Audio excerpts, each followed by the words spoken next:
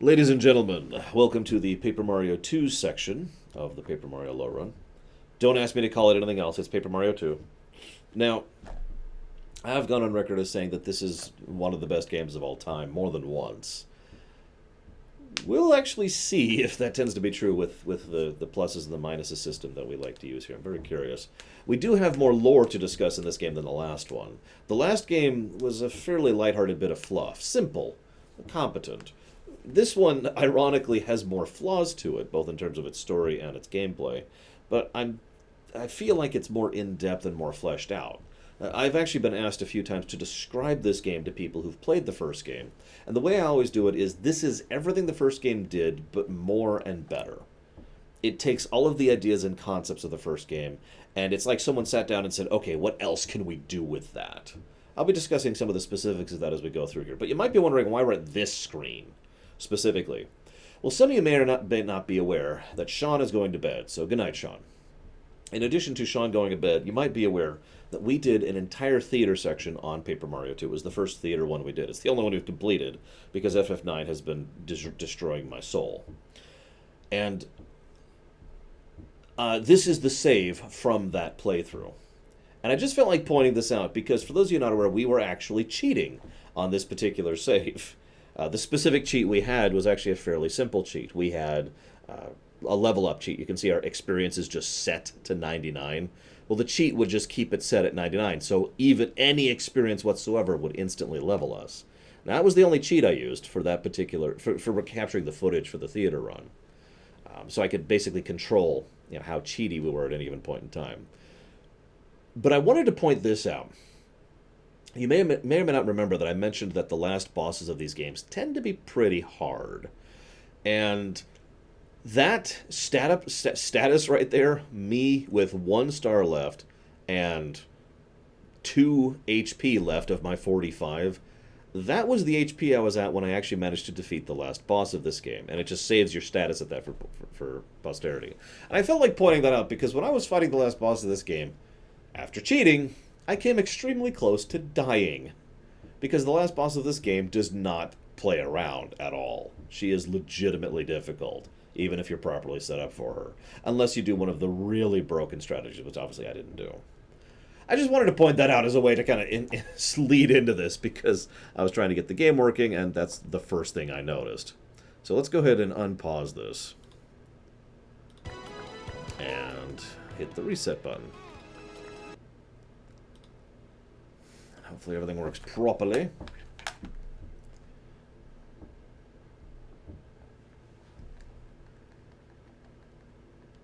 Wonderful. So nothing works.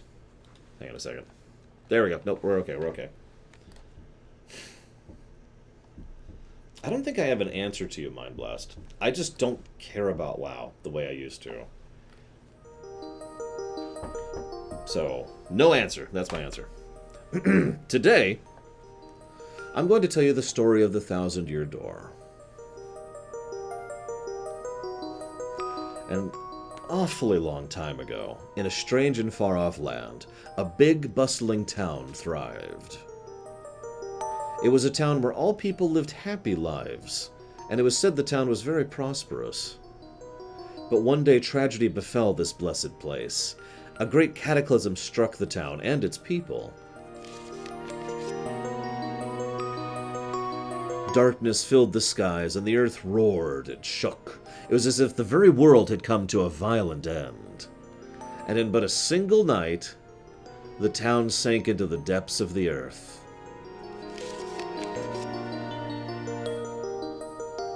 Many moons rose and set.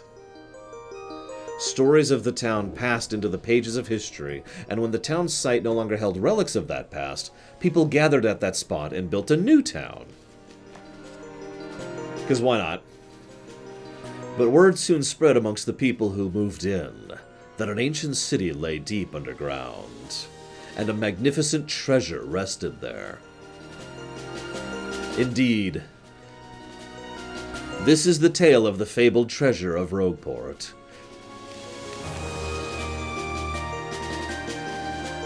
Yes, this is where it begins, in the sea town of Rogueport, the tale of the quest for the legendary treasure And the 1,000-year door starts here.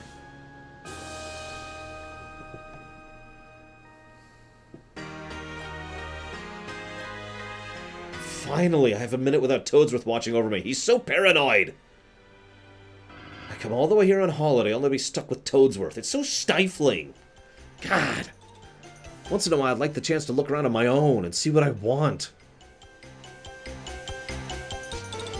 But now that I'm doing it, all I see is this town has a very distinct flavor. So this is Beldam. Missy, Missy. Do you mean me? This is loud. Pause. I'm going to turn this down a little bit. Like, at least on my end. I'm basically having to shout over myself to be heard. Yeah, let's see what that feels like. Yes, you, Missy. Won't you buy something? I have a wide assortment of knickknacks and doodads. Oh, well,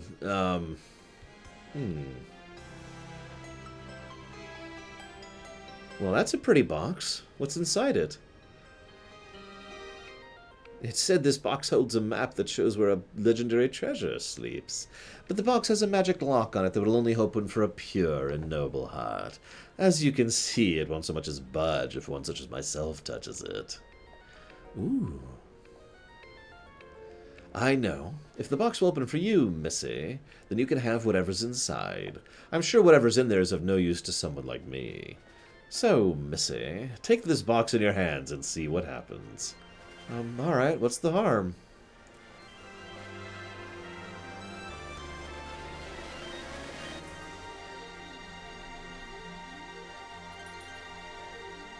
And then Princess Peach exploded.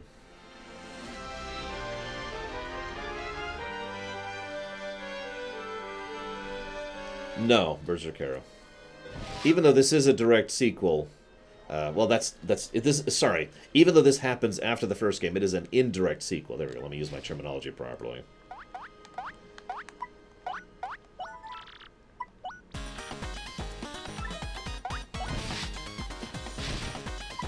Can I just say that I love the music in this game? Like, I liked the music in the first game, but I love the music in the second game. They actually had 3 composers working on this, including the Fire Emblem woman, who I mentioned earlier.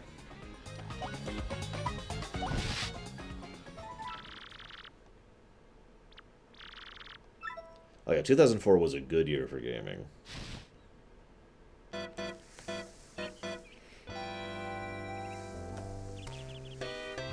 So yes, that is Parakarry. Now, so Berserkero asked a valid question. Yes, and I didn't have any opinion on it, Mind Blast. How much you needed to have played the first game to really appreciate the second one. Truth be told, like I said, there's no real direct connections. It's an indirect sequel. However, to put it bluntly, you're not going to appreciate the second game as much if you hadn't played the first game, because the second game was very much designed for people who'd played the first one. From a gameplay perspective, from a level design perspective. In short, this was 2004. And for those of you who don't remember, that's when subversive games really started to become common. You know, games that subvert your expectations, right? And that became a trend which arguably continues to this day. I'm not saying this was the first, I'm just saying it was becoming popular when this game was being developed. So this game was designed to subvert your expectations from Paper Mario 1. And so a lot of the twists and impacts just aren't going to hit you in the same way if you didn't have that expectation in place. Does that make any sense? It's the whole know your audience thing.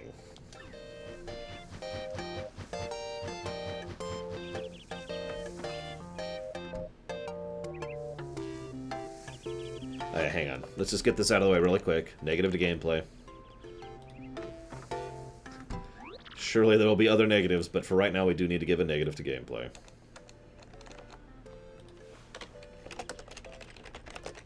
There we go. Okay, we're done. Moving on. Check it out, bro. A letter from Princess Peach arrived. No, in all seriousness, the negative to gameplay is unskippable cutscenes. I mean, by the GameCube era, there's no excuse at that point. And it's also, funnily enough, when it started to become really bad. Not in this game per se, but I'm just going to name two examples of games that really should have had skippable cutscenes. Final Fantasy X and Kingdom Hearts 1. I'll just read it to you. How's that sound?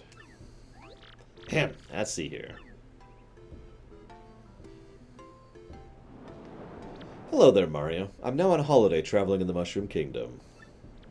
In my travels, I came in possession of a mystical map, a treasure map, actually. It was inside a box I got from an old merchant in a town called Rogueport. But since it would be too difficult for me to try and find the treasure all by myself, I thought you could help me hunt for it. You will, of course, won't you? I've included the map with this letter, so please bring it with you when you come. I'll meet you in Rogueport. That means you must come. Peach. What do you know? It's true. There's a weathered old map in here with the letter. Check it out. Ooh, fancy. So, I mentioned this already. Paper Mario 1. Whoa. That's going to happen every now and again. I'm just going to warn you. Oh, Jesus, Papa Neeks. Go watch Lore Week. That's my answer to your question. I spent like 20 minutes talking about it. Thank you, though, very, very much for the sub. Much obliged, as always. If you want my 1 second thoughts, I'm glad that there's more shows. There's my 1 second thoughts.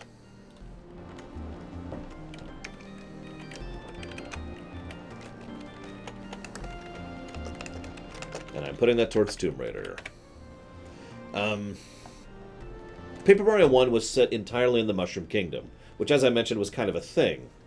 Paper Mario 2 is set entirely outside of the Mushroom Kingdom, which actually I think rather helps because it allows them to explore a little bit the nature of the world around them, and it doesn't limit them to people who, you know, are all fully familiar with Mario and Bowser and all that fun stuff. Oh, that's awful, Shadow Machine. I hated those rumors back in the day. There were so many.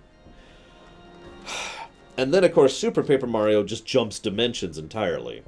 And then the other ones don't really have any continuity. So the point being, all three Paper Mario games occur in a different locale, which I think was actually a pretty brilliant idea overall. But I mention this because if you remember, one of the first things Paper Mario did was immediate setting building. Like just automatic, right off the bat, setting building.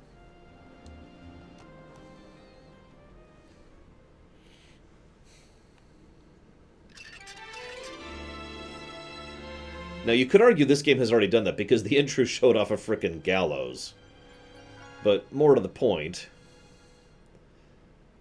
this entire section here quickly and immediately establishes the nature of what we're walking into and helps set the tone.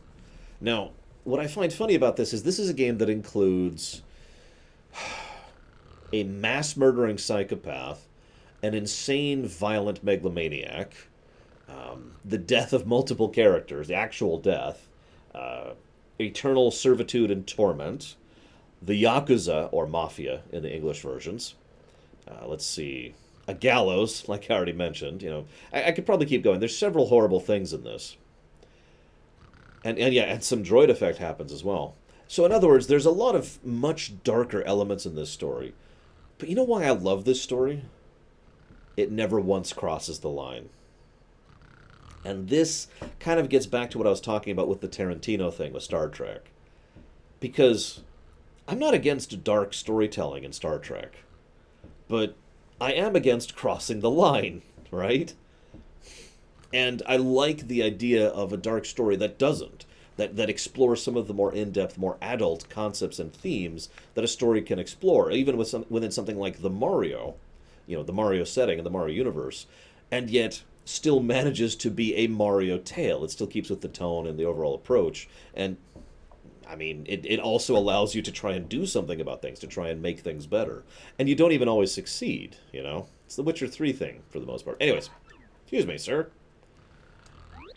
Please wake up, sir. The town you'd been speaking of has come into view. Look, that's Rogueport. Huh?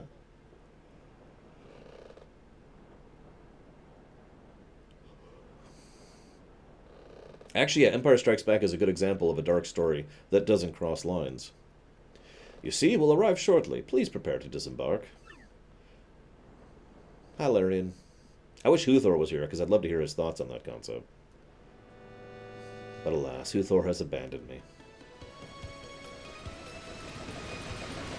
Yeah, Mario's pretending he's Link for right now. I must apologize, sir. Our arrival was a bit delayed by rough weather. Are you quite sure you want to disembark here? I did tell you all the sordid tales about Rogueport on our way here, did I not? What's that? I'm sorry? You say there's a princess waiting here for you. Is that so? Of course, sir. Well, if that's what you think, then I won't stop you. But, you be careful, sir. Don't say I didn't warn you. That's a good point, Max Time. Think about Kirby for a second.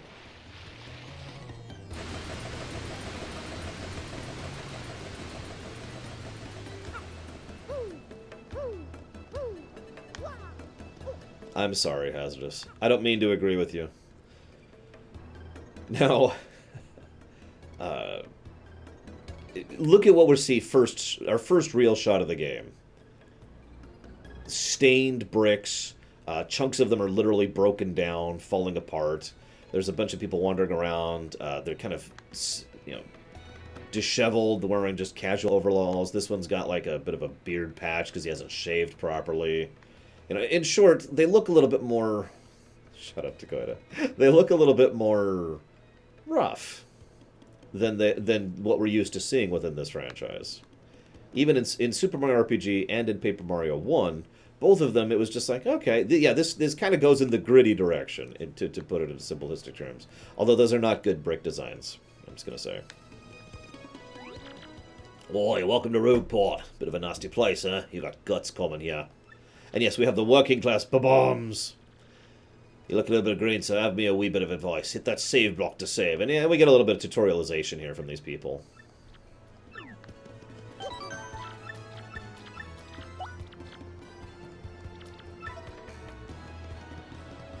So, the next thing that's established pretty much immediately...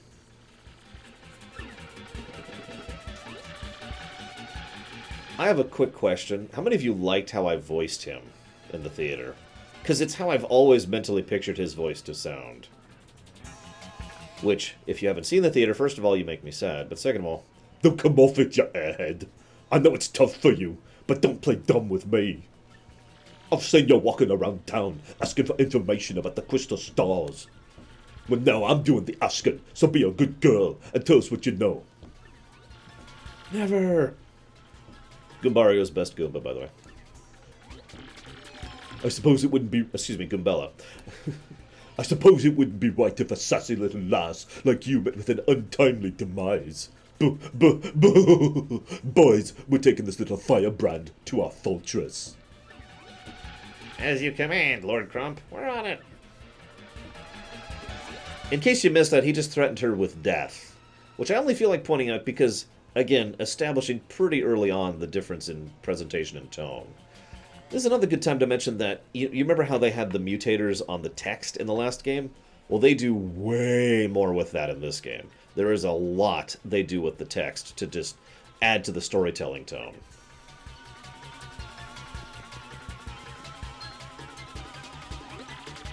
I could go into with smelly lunatics like you. Humph, not likely. Buh. What do you think you're doing, chump? So then we have a combat tutorial. Afternoon, Hoogirl. Now, unlike the last game, we don't have to unlock timed attacks. So we can just start doing stuff right off the bat. Lacassou. Hopefully I'll do better at the timing this time. I suppose I should talk about the stylish stuff. Even though it doesn't matter yet. Hey, you know what? I'll talk about it later. Don't let me forget to talk about it. Because it is actually a relevant game mechanic. This is what experience is. Same general experience system as the last game, by the way. Although with one extremely notable difference. So this... I'm going to go ahead and pause here for just a second. I was actually really impressed with this. This was them showing off what they could do with the new engine. So if you remember, they used a lot of tricks with the N64 to push it to the limits, right? in ways that the N64 probably shouldn't have been able to do. Well, they kind of do the same thing here, like, for example, this. Now, this seems very minor, but each of those is an independently rendered object. And you can kind of notice, if you just sit here for a moment, you can see all of them, they're not even bobbing at the same rate as each other, so you can actually see how each of them has their own separate animation. Now, they use the lots of things on screen at the same time trick several times. And in my opinion, it's actually a great trick. And like I said, it impressed the hell out of me back in the day. Now, you can get a little bit of slowdown here. But this is still awesome. In my opinion. Yeah, this is pretty much them stretching with the power of the GameCube. Stop!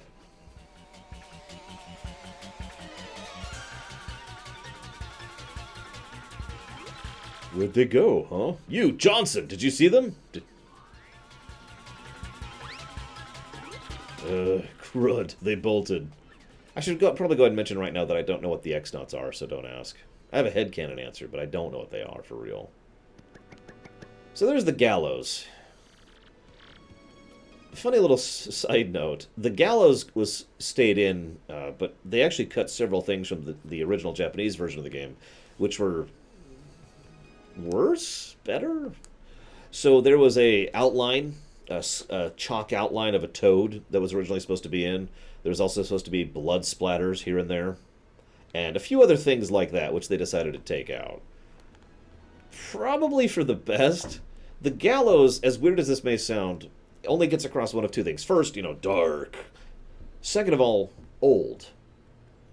I know that sounds like a strange thing to bring up, but apparently they actually did fight for the fact to make sure that the gallows stayed in because of the fact that they were trying to get across the fact that this is an old town, which, old towns used to have a gallows right in the middle of town. Anyways. I've just got to give you a reward. Oh yeah, so I should also mention one other thing that's about to happen. You notice we're still doing establishment here. So, we see graffiti. I mean, what else do I need to say? The mere fact that they actually have graffiti says all it really needs to. And of course, the gallows, as previously mentioned. I'm Gambula. I'm a university student. Nice to meet you. Who are you? Gabella's awesome. She actually knows who Mario is. Me, I already hate it here. There's freaks and weirdos everywhere. It's nasty. I mean, I know the place is called Rogueport, so I should have expected it, but sheesh. I'd never come to a place like this if it weren't some legendary treasure here. Okay. You see those Piantas in the background? First of all, they look awesome in their suits. Oh yeah, by the way, literally 100% of the female characters of your party have a crush on Mario in this game. I don't know why that's a thing, but it is true. Whatever. This is them, again, stretching with what they could do with the GameCube, which they couldn't in previous things. Basically, it's background events. They can actually have background events and background dialogue and background animations happening while the main cutscene was playing, which is something they literally couldn't do on the N64 because of hardware limitations. So, once again, they established this pretty much right off the bat with the cutscene you're about to see in the background, as well as the cutscene in the foreground.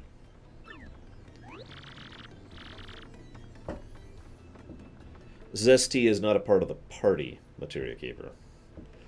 Also, I hate to disagree with you, but even that isn't true, because as you find out throughout the course of the game, she will actually cook a very special type of cake for you, which, if you talk to another NPC, you find out that she only cooks for people she really likes, because she stopped baking it ever since her husband died. So... Also, Zesty is the sister of Tasty, who was the chef back in the first game. So, another little connecting point there. Anyways, what do you got there? Oh, it's a map. Is that a map? You've got to tell me where you got that. Princess Peach? What? Great oogly boogly if it isn't Master Mario. Bit of a coincidence bumping into you in this sort of place, hmm? So tell me, Master Mario, what in the world brings you to this wretched little bird? Hmm? Ah, indeed. Princess Peach sent you a letter and a treasure map. She told you she'd meet you in Rogueport? Intriguing. You're asking me where Princess Peach is? I was about to ask you that. Anyways, yeah, so there you have the Mafia doing their Mafia work in the background. The Mafia actually has a recurring side plot with them fighting the local street gang for territory. For the record, the Mafia's winning. We stopped in this town to acquire a spot of fuel for our ship, don't you know? I only took my offer for a moment, but as soon as I did, she vanished. Oh yes, I think I mentioned this already, but Toadsworth is officially the replacement for the Chancellor. It was the same Chancellor in Super Mario RPG and in Paper Mario 1, so canonically, they're both supposed to be Toadsworth. Toadsworth was actually brought forward into Mario Sunshine, and I'm pretty sure he was in Mario & Luigi 1. I know Toadsworth is a recurring character in the Mario & Luigi series. Oh yeah, this is a good time to mention that. So, the Mario & Luigi series was well underway when this game was being made, and I think I told you this, guys, but just to reiterate, there were actually several intents to connect the Paper Mario series and the Mario & Luigi series to make them part of one overall continuity. We all know why that got squashed. So instead, even though there are references, quite a few references within this game, they're all the realm of references, and they immediately stop with the next game. And the Mario & Luigi series stopped referencing this game up until Paper Jam. So, yay! Could have had something amazing. But at this point, I feel we must embrace the possibility she may never return. I've been at a loss as to what to do. I've been fraught with worry, I tell you. But I'm feeling better with you here, Master Mario. Surely we'll find her, surely. But I know my place, Master Mario. This is not it. I leave this task to you. I believe I'll recline in the inn and enjoy a spot of tea, perhaps. In fact, I highly recommend it. Particularly if you need to heal. Yeah, I can explain very simply, inventors. Miyamoto.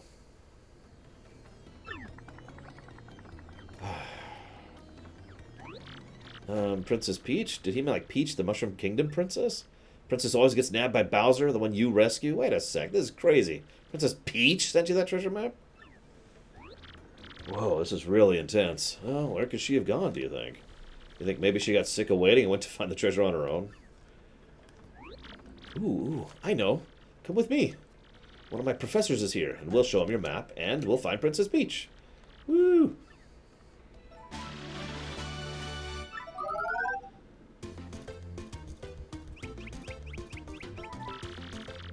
Goombella's abilities. A primer. She acts exactly like Goombario does in the previous game. Once again, a lore tidbit for every NPC, every area, and every enemy in the entire game. There is a lot more background lore in this game than the first one, though. And when I say background lore, I should explain that more correctly. A lot of the lore you learn from talking to NPCs and getting her tattle on NPCs basically makes an interconnecting story. Like I mentioned to Materia Keeper earlier with Tasty. Like, they literally flesh out random side characters with this stuff. There is so much world building in this game. It's actually kind of crazy. No way, Shadow Machine. No way in hell. I mean, I've done that before, but yeah, not happening. Hey, look, I can alt-tab without it going to hell. God. So...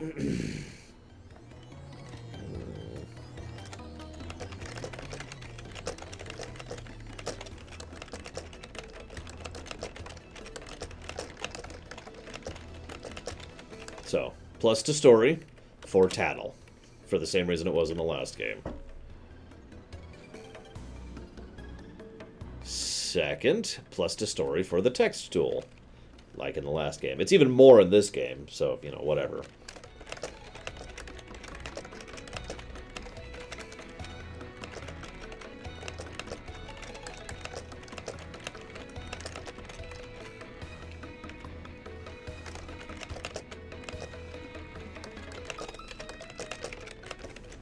Sure, hazardous, go for it.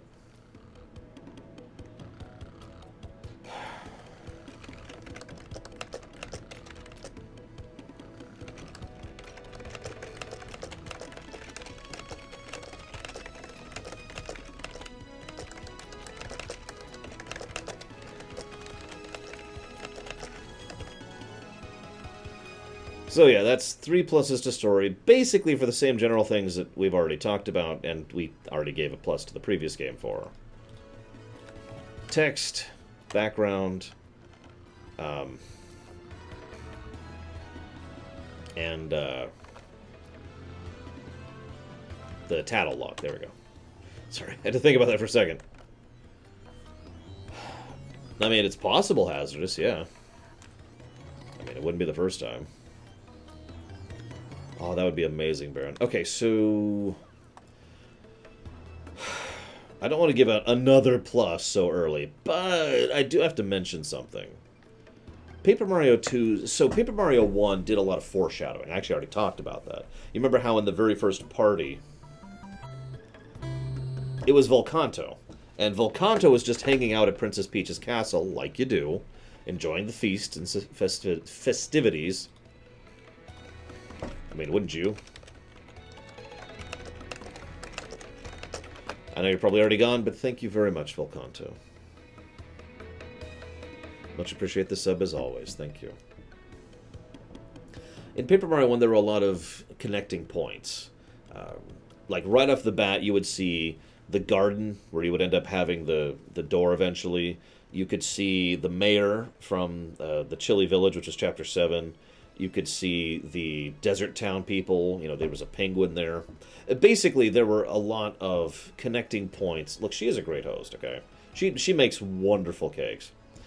There was a lot of... what is basically just straight-up foreshadowing in Paper Mario 1. Paper Mario 2 does the same thing, but even better, in my opinion, because Paper Mario 2's foreshadowing is less simplistic and more makes sense if you think about it. Like the fact that, so, for example, they literally never officially confirmed that that was Beldam that we saw in the intro, selling the amulet, or not the amulet, selling the map and all that stuff to Princess Peach. But that was present in the intro of the game to help establish the plot of the overall point of this game. And, of course, we see the X-Nauts, who we don't really know exactly what's going on, and blah, blah, blah. Yeah, basically, there's a lot of Babylon 5 effect in Paper Mario 2. A lot of these events make much more sense once you've already seen everything that's happening. And it's clear a lot of effort went into building the background, building the story, excuse me, in the background, and then laying pieces of it as you go. Now we're going to go ahead and just get this over with really quick. So there's Tasty. Yes, even here they have pun names. Some complete jerk just bumped into me and made me lose a contact lens. I'm looking for a rhino, so don't you dare move!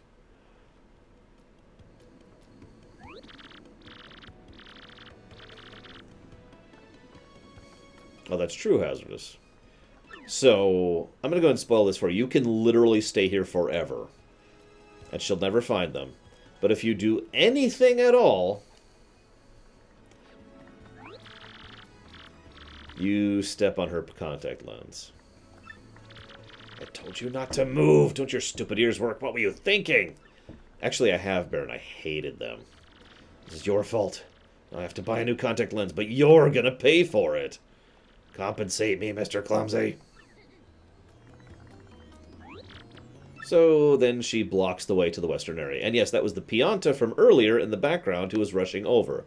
The Piantas who are specifically trying to muscle in on the local street thugs' territory in order to ensure that once Frankie takes over from the Dawn, that there will be a more codified empire controlling the entire Rogueport instead of just the west side, which will enable Frankie to be able to retire happily with Francesca, and basically all of that is stuff that's going to come up in the future.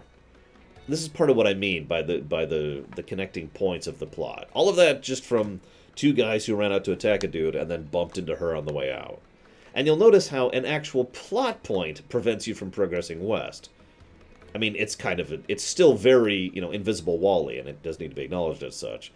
But at least there is a connecting story point for doing so. Turf war between the Pianta Syndicate and the Robos are heating up, apparently. Best stay indoors, and of course, we have the confetti like last time. Or graffiti, excuse me, confetti. Listen to me. I just saw the most beautiful, elegant princess in Rogueport. I think I'm smitten. So we're going to go and put in an order for the contact lens. Just get this out of the way. Darkrai voiced one of those guys. Gee, fella, I'm sorry, but we don't have any in stock right now. Tough luck, I know. I can special order one right away for you, but it'll take a while. Okay, thanks.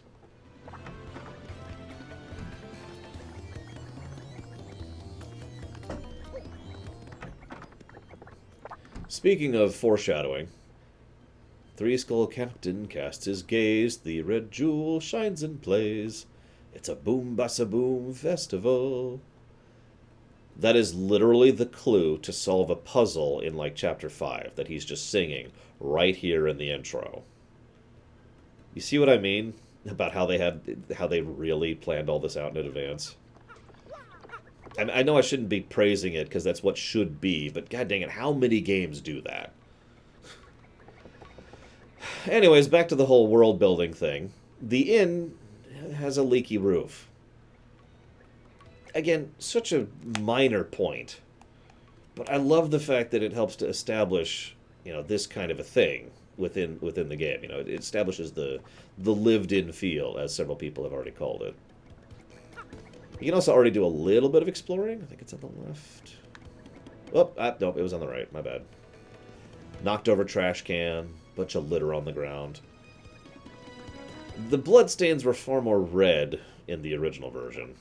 They kind of browned them out, so it could look like just stains if you'd prefer not to think of it as blood. Look, Baron, I'm just saying, someday I will actually be able to finish the FF9 Theater, I hope. God dang it. Yeah, it's over there. I keep missing where it is. Whatever, it doesn't matter, doesn't matter, doesn't matter. Also, this is going to sound strange, but I love this song. This is actually among my favorite songs in the game. It's just got a wonderful beat to it. Hey, by the way, have you saved yet? Yes, thank you. And then we get robbed. Again, establishing the tone. Like, even if you're racing through this section and not paying attention to the background stuff, that's a mandatory plot event of us getting robbed. Oh yeah, Poshley Heights is great for that. I mean, honestly, most of the areas in this game are great for establishing world building and tone and all that fun stuff. Honestly, one of the only exceptions is Chapter 1 and 2. We'll talk about those in a second. Also, cockroaches and flies. I mean, look, he's even got a beat up... You know what? I'm just going to give another plus to Screw. Screw it. I don't care. I've literally been holding off on this plus for several minutes now. I can only withstand so long.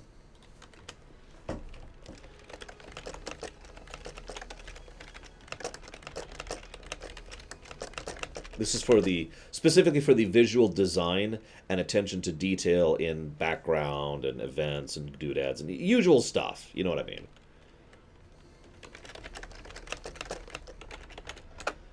Okay, there. We're done. No more pluses. Yoops. Fancy meeting you here.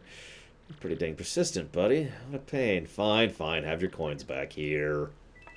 Thank you.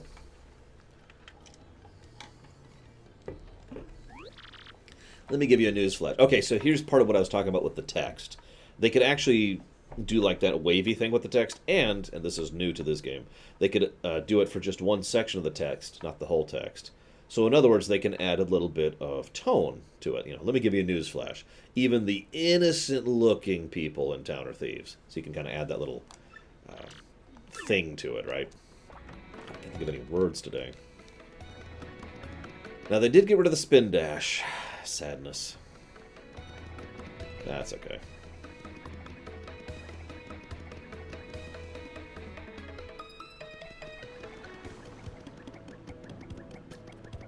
So here's Shadow Machine.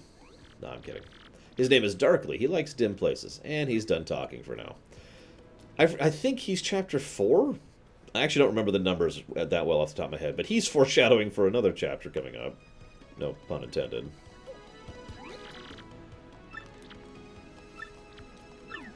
He's hiding from the mob.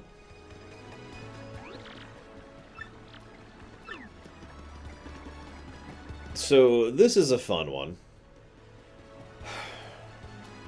He's blocking the entrance to the east. Now, you only need to go east a couple of times unless you want to do all the side quest. Correct, Dream Whisperer. However, you can actually defeat him right here if you're really good, which I am not, and I'm not going to try it. But I suppose this is a good time to talk about one of the biggest differences in the combat, and that is perfect guards and perfect blocks.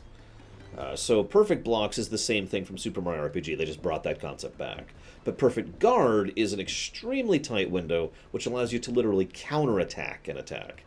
Now, I know several people who've played this game who've basically never gotten a perfect counter, because it is an extremely tight window in order to hit that counter. But if you do, you don't just block all of the damage that you would have taken, you actually hit them back in response. So if you're someone who is really, really good with the timing of this game, you can just wreck its face without having to level or equip or set up or anything. Now, for the record, I do like that inclusion. It adds more skill. It raises the skill ceiling, basically. And yeah, it's extremely good for speedrunners. And anybody who just happens to be really good at this game. Like I said, I am not. I cannot do that. In fact, I usually get the badge, which increases the window for blocking, which actually makes it harder to do perfect blocks and all that fun stuff.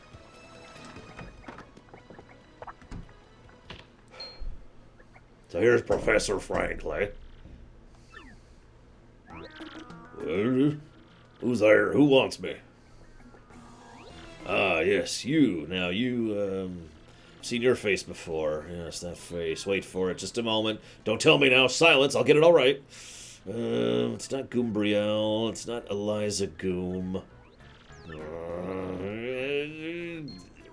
Aha, I've got it. You're Goombella, aren't you? You were in my archaeology class last year, am I right? Yes, sir, that's me, Goombella, Junior at U-Goom. Go Goombas! Of course I remember you. Not to toot my horn, but I'm pretty good at remembering. I hate to interrupt, but the mere fact that they have a university just for Goombas is an interesting background point for the world building. You, though, you stick out in my mind because you were such an exceptional student.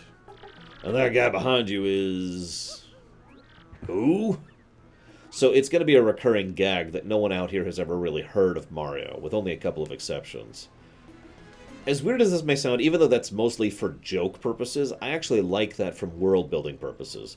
It gets across the idea that Mario is very famous in his home turf, the Mushroom Kingdom, but not particularly well-known outside of the Mushroom Kingdom. Like, a few people do recognize him, like Goombella did. But for the most part, you know, most people look at him and are like, who? This actually is going to become a major plot point in Chapter 3. My apologies, I'm such a bookworm. I haven't a clue of what's hip right now. In any case, what sort of errand brings you two all the way to a place like this? We're hoping you could tell us about the legendary treasure. If anyone would know about anything about it, it's you, Professor Franklin. Of course I know about it. The reason I came here was to study that very subject. But why do you tykes want to learn about the legendary treasure? You know what, most say it's little more than a fairy tale, don't you? Archaeologists and historians have to search for truth in fairy tales, though. Me, I believe the legendary treasure truly does exist, and I really want to find it. Good boy, well made. In that case, I'll cooperate with you however I can. First of all, about the treasure, there are many mysteries surrounding it. Yeah, that's a good point, Materia Keeper. Some say it's an infinitely vast treasure hoard, while others say it's a magical item. Some books say it's actually a monster, while others say it's an empty chest. So many different theories. Obviously, it's impossible to divine the truth among them. Don't worry, it's definitely gold. But I'll agree on one point. To find the treasure, one must have the crystal stars. To find the treasure of yore, take the 7 crystal stars to the 1,000-year door. You mean the crystal stars in that old saying that super elderly people pass down? Indeed the same. As the saying goes, if you want the treasure, you must collect the stars. And of course it's stars, and of course there are 7 of them. Hold the magical map aloft before the entrance to the 1,000-year door, then the stars will light the way that leads to the stones of yesterday. Yeah. A lot of the lore I've been reading, I don't think I've ever noticed that before. A lot of the lore I've read says that this magical map is taken to the doorway, then it'll show you where to find the crystal stars. Correct. And the 1,000-year door is supposedly here, deep beneath the town. Yet the critical piece of the puzzle, the magical map, is lost. If only we had that map. We do have it. I mean, not we. Mario has the map. What? Hubbada hubbada hibbada hobbada hoobada hummada hibbada hoofala. Really? You actually have it? Could I just take a quick look if you don't mind? Steal. Astounded. This is it. The real thing. The one and only magical map. You, son, are my hero. You're great, fantastic, wonderful even. With this, we can find the crystal stars just by holding this before the legendary door. Let's go. So, once again, this is a little bit of Babylon 5 effect. So I'm going to spoil the hell out of this game. Sorry, it's a Lorerun. What do you want from me? Many, many years ago, the Shadow Queen was sealed away behind the door. And as a consequence of that, Beldam and her ilk basically started spreading around rumors about how exactly you were to get into the door. The initial intent was to try and entice enough people to get into there and go find the stars to get in, to break her out early. However, obviously no one ever succeeded at that, mostly as a result of the original heroes, which we'll talk more about later. So, Beldam and her ilk just kind of decided to stop trying after a while. And then, 1,000 years pass. People were still passing down the stories that Beldam and her ilk had started all the way back in the day, as, legends and folk tales. Somewhere around this time, Grotus came into the picture. Grotus was the linchpin for Beldam's plan, because all of a sudden, she had access to someone who was evil, who had a large organization at his disposal, and who could actually then serve as a willing patsy to gather all the crystal stars together. So, even though she'd been sitting on her arse for way too long, and I gotta be honest, I feel like giving a story negative at that point, she decided to go ahead, so now that Grotus was part of the picture, she could actually move forward with the plan and have Grotus be the one to kickstart everything. However, well, put simply, she didn't want to put all of her eggs in one basket, so rather than just going with Grotus, she decided to go ahead and use Mario as the other side of the equation, and basically pit Mario and Grotus against each other while the two search for the crystal stars. I actually think that's a pretty decent plot point, but I do have to go ahead and be honest and give a story negative. So here's a story negative. Sigh. It is what it is. I imagine some people will be upset with me about that. What do you want to bet? Hang on. That doesn't work. Why is this being weird? Hang on. No. Oh, God. I hate everything. Yeah, Beldam, she's actually in the outro, the playable epilogue, which is huge, by the way. Oh, my God. Why is this so dumb?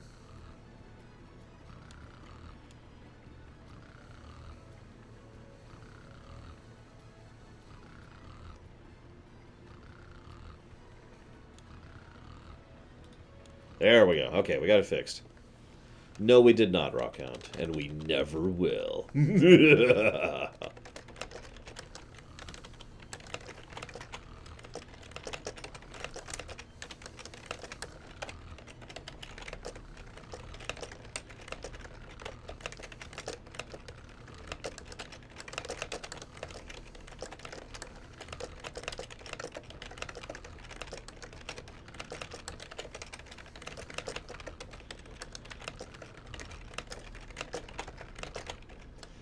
So if it's not obvious, we're giving a negative for the 1,000-year thing, because, as usual, it's stupid and doesn't really make sense.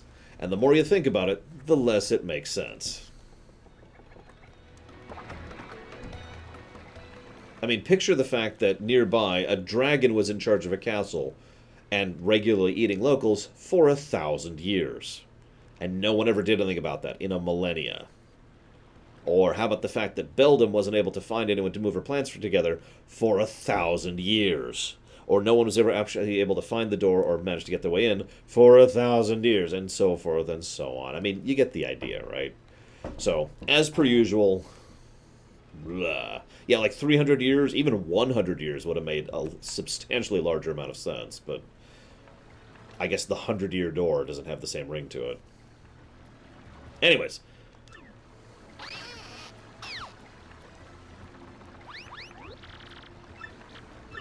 Now, I need to be very careful here.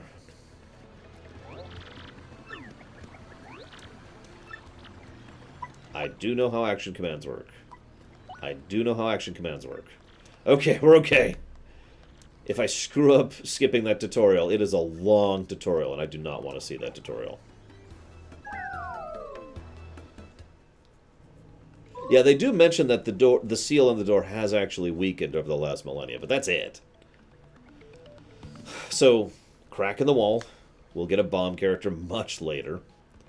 Speaking of which, crack in the pillar. We'll get a bomb character much later. Star pieces are in this game as a currency, and basically the exact same way as last time. So there's a lot more platforming in this one than the first game. And I actually like that, like a lot. Because I also think the platforming's actually good in this one, whereas in the previous game it was just kind of there. But anyways, hey man, what's up? Who's the hottie you got with you? What's up, baby? Why don't you hang with us for a while? We play real nice. Yeah, what's a fine-looking Goomba doing with a tubby mustache man like that? Oh, it is like so sweet. You boys think I'm cute? Seriously? Yeah, guys like you make me feel like totally barfing. Now get out of our way. If I was ever to redo this theater thing, I would probably have Braegwyn play Goombella. Ouch, that was cold. What, you're too good for us? Come off it, sister. Nobody sings us like that. Nobody! Attack!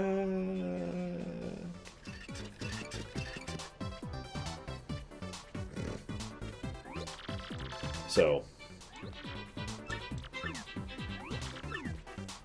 this is, in short, the exact same thing Paper Mario 1 did with tutorializing the types of enemies. This is a good time to talk about the nature of how the combat has been developed. So obviously it's the same concept of the positional mutator thing, right? You got enemies, you jump, you strike. If you jump on a spike, you get hit. You can only jump on those guys up ahead. There are a lot more permutations in this game, like way more than in the last game. In fact, some are the purview only of optional areas, where you start to get into the really mean stuff. So, we're just going to go ahead and give a gameplay positive for the same general concept.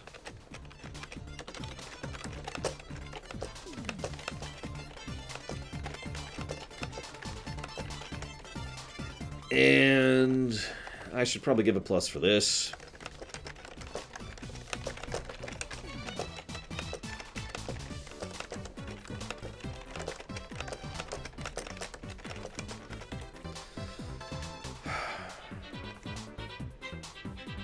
Trying to think what other pluses I should just give out now and get it over with.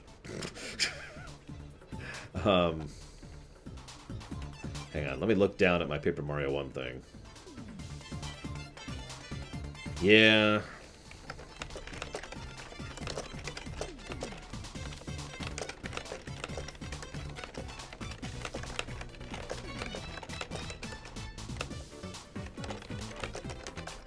Just give me a second, guys.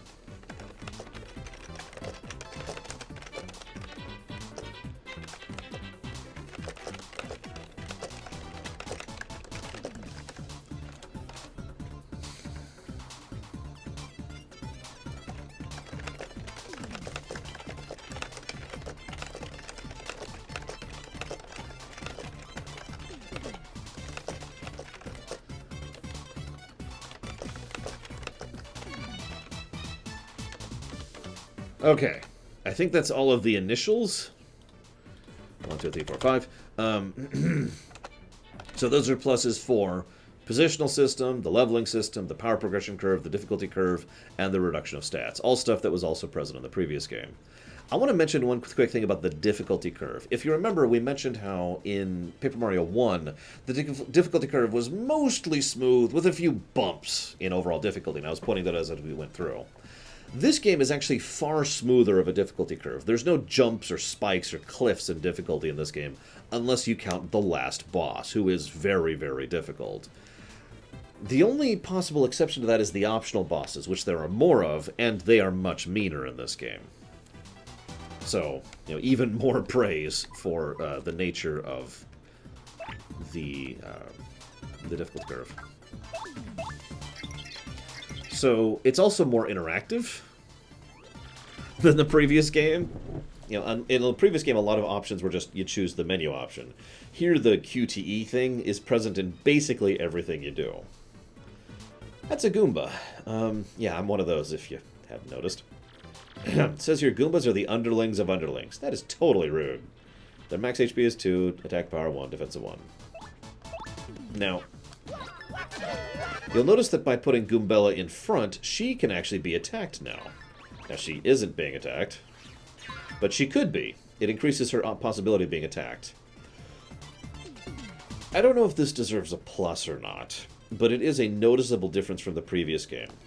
The fact that the party members actually have HP, and that they can actually use items, and they will get other things they can use as well in the future, means that party members are basically more party members than they were in the previous game. They are actually capable of doing basically all the same stuff that Mario can.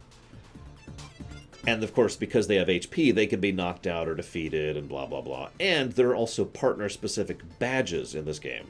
So in short, they were made far more important to the combat than they were in the previous game.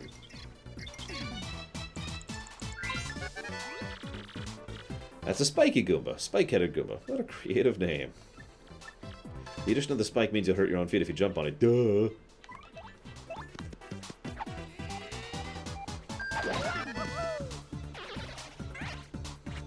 So I suppose I should talk about the stylish thing. So later on, we gained the access to star powers. Unlike in the previous game, there were two things you could do to gain star power. One was to take actions, and the other was to burn an action on literally casting focus. Now, both of those are still true in this game. Simply by taking action, as well as by focusing, you can increase your star power. However, each time you get a stylish, like that, not only does it increase your star power more, but it also increases your crowd power. So the audience is actually a gameplay mechanic in this game.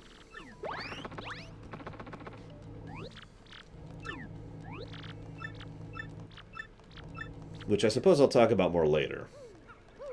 But let's just say I really love the fact that the audience is actually a gameplay mechanic in this game. This is probably a good time to mention, if you were paying attention, the first Paper Mario tutorialized the nature of positional combat with its first few encounters. That just did the exact same thing. We have something you could jump on or hit, so vulnerable to everything. Something you can only hit, and something you can only jump on. Very, very basic, but in the same manner as the previous game, it tutorializes the concept to you, so you know what you're getting into. And you'll notice this time, by the way, a first strike actually gives you the attack, rather than automatically succeeding at the attack. So to explain what I mean by that, well, I mean, I basically just explained what I mean by that, don't I?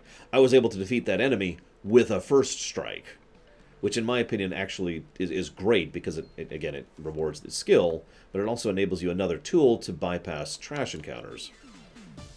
Like this. Combat never even officially started, and I have already won. Now, to explain what I mean by that, in the first game, if you jumped on an enemy, then you would just get a free jump. You couldn't do a double jump, you couldn't do an action command, you just get a jump.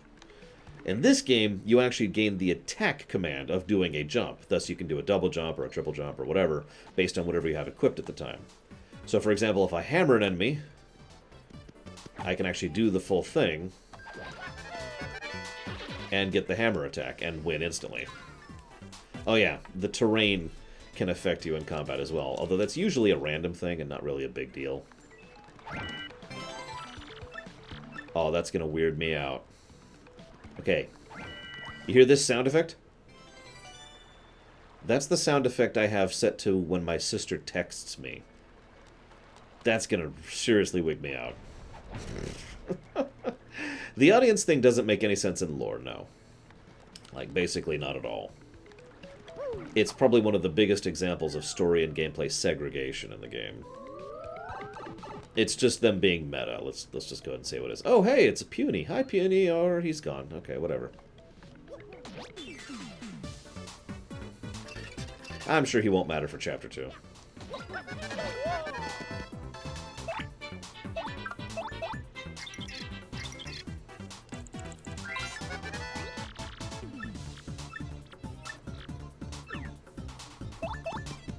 As you can see, I am substantially better at the timing in this game than the last game. I suppose that's true max time, although that doesn't explain things like, you know, the Shadow Queen fight. Or, the Hooktail fight. Because, yikes. Okay, so you notice that enemy... I actually screwed up. I just said I'd have the timing better, and I screw up the timing. Of course I do. Anyways, you notice that enemy actually has a badge. To be clear, this is one of the new changes to this game. Enemies can have items or badges on them. If they have a badge, they gain the benefit of the badge. If they have an item, they can use the item. You can also steal the item from them once you get the thief character, which is actually an optional character you can get much later in the game. Chapter 5, I want to say. It's pretty far in. They also have an exceptionally rare chance to drop the item they're carrying, although that is very low chance. Now, I actually already mentioned that, but that means there are far more options to get badges than there were in the previous game. In the previous game, there was a finite amount of each badge. In this game, there's actually an infinite amount of almost every badge, because almost every badge can be found somewhere in the game from off of an enemy. Now, before I continue here, let's see.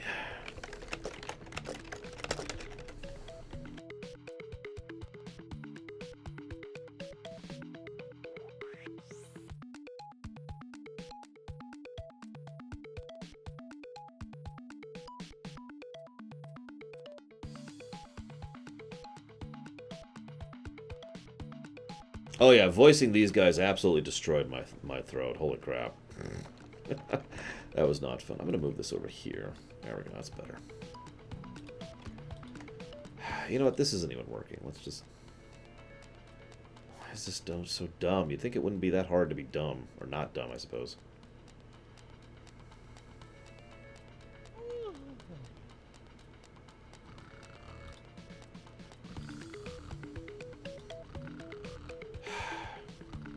You know what, whatever. I'll deal with that later.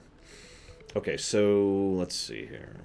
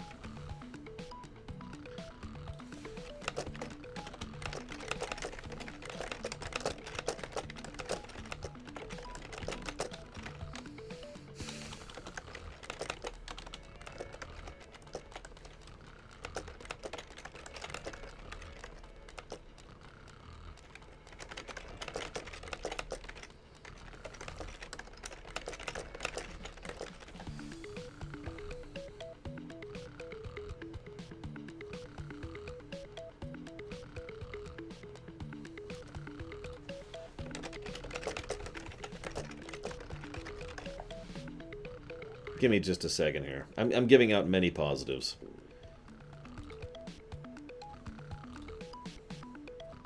Hopefully that doesn't bother you guys too much.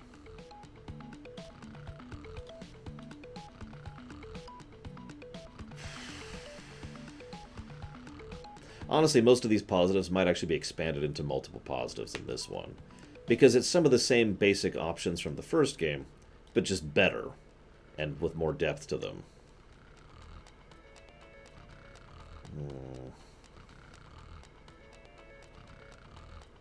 I think that's it. So 1, 2, 3, 4, 5. Yep. Nope, that's right. So as of the point we're at right now, 1, 2, we're at that many positives. Most of this is stuff for the whole game, though. So, the positional combat, the leveling system, the power progression curve, the difficulty curve, the reduction of stats, the badge system, the timed hit system, as well as the additional fleshing out of the time system, the variety of partners in and out of combat, and the music. 9 pluses. But most of those are system mechanics things, so, yeah.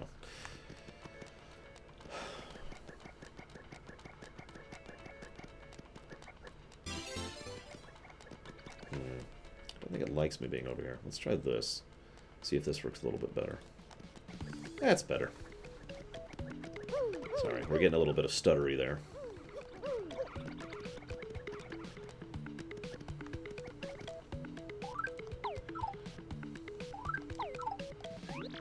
There's a black box in the middle of the room, you know, in case you missed it. And, yeah, there's just not much else, really. Thanks. Whoa! Hey, you, can you hear me? You can? That must mean you're the hero of legend. Only the great hero of legend can hear my voice. Yeah, everyone else, nothing. See, long ago an evil spirit cast a curse on me, locking me in this box. I was pretty bummed. I've been here ever since, waiting a long, long time for the hero to come by. So yeah, anyways, big guy, what brings a hero like you to a place like this? Meanwhile, frankly, immediately brings up the fact that he's not entirely confident we can trust this box. Now, this is an extremely minor point, but I feel like pointing it out, because of course he thinks they can't trust the box. The box just told him that only the legendary hero can hear him, and yet, frankly, can hear him just fine. Oh, drat, I just said it out loud. What's wrong with me? Oh, yeah, searching for the crystal stars, are you now? So you really are a hero. Well, you're definitely going to need my help if you want to get those bad boys. So first you should look for a key to this box, then use it to let me out, definitely. By the way, the key looks like this. What do you think we ought to do, Mario? Well, I know my vote goes to you finding that key. I'm sure it's around here somewhere.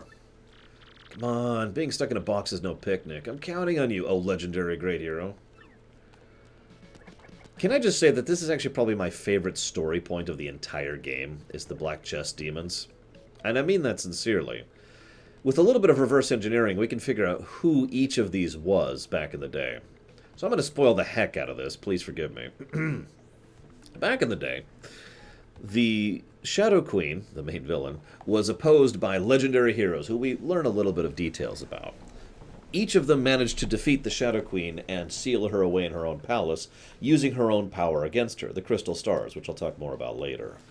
However, before the Shadow Queen was defeated, she managed to curse them with, you know, the curse of the black box. It basically turned them into these demon creatures which are being trapped within these boxes, effectively turning them into shades like the Shadow Queen herself and her ilk are. Now, that's kind of horrible, of course, but what I find absolutely hysterical about this is on the first time you play through this game, you assume that this is basically a joke thing, and it's played kind of as a joke, because each time they're like, hey, I'm totally nice. No, I'm secretly evil. And then they give you a power-up. So you're just assuming it's just a straight-up humor, right? But on your second playthrough, when you know the whole story of these poor people, you understand that what they're doing is they are moving through the confines of their curse, which is kind of a rules magic-y sort of thing, like over in Witcher 3, and using the curse to benefit you while still staying within the confines of being, you know, evil. Ha ha! I curse you to be this horrible form that will enable them to... You get the point. In short, even now, these heroes are still trying to do their best within the limitations of their, you know, their horrible circumstance to actually help you. And it's awesome. And this kind of double subversion is something that I really enjoy. And I just wanted to comment on that really quick. I can't remember which this one is. Like I said, if you sit down and read the whole story, you can figure out which hero is which chest. But anyways.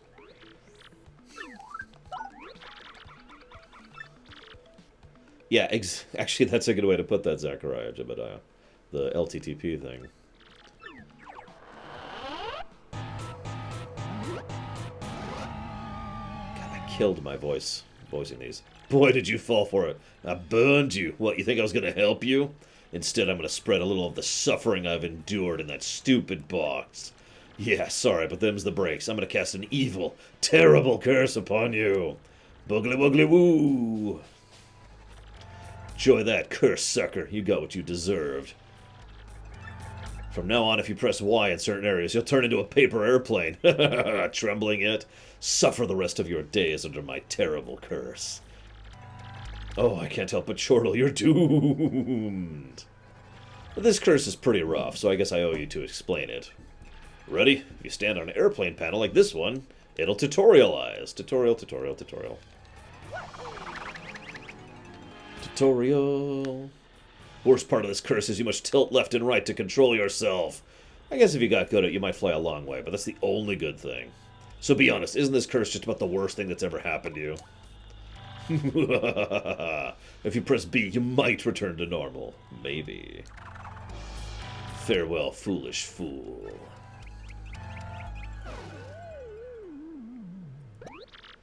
So, wow.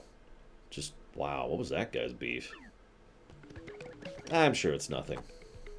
I should mention that the way the story is constructed, it seems like after they curse us and, you know, pass on the curse, they die.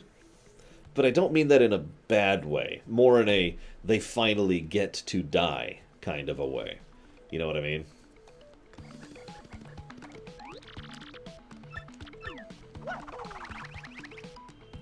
Because, I mean, they've been stuck in those chests for the last 1,000 years, basically being tortured. So yeah, exactly, they pass on at last. That's a good way to put that. So we are freeing them, see you around max time, we are freeing them in addition to them giving us the power to finally stop the Shadow Queen.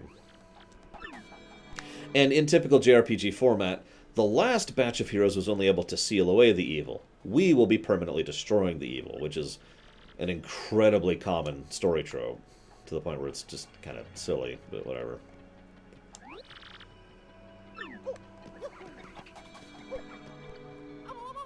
Oh yeah, by the way, it is story relevant that the Pit of 100 Trials, which is one screen west of us, by the way, is so next to the Palace of Darkness.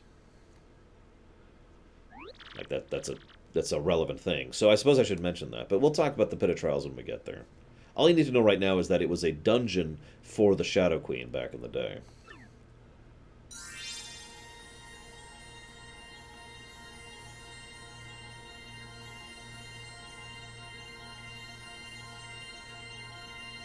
Also, more camera work than they could do in the first game.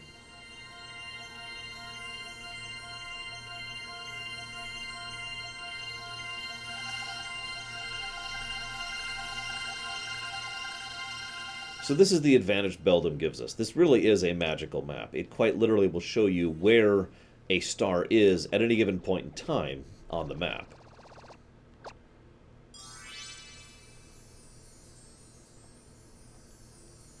So instead of Princess Peach and Twink telling us where the next star is, we just update the map. Oh yeah, now we can use Sweet Treat, because every time we do this, we gain a new special move, which I'll talk about in just a second.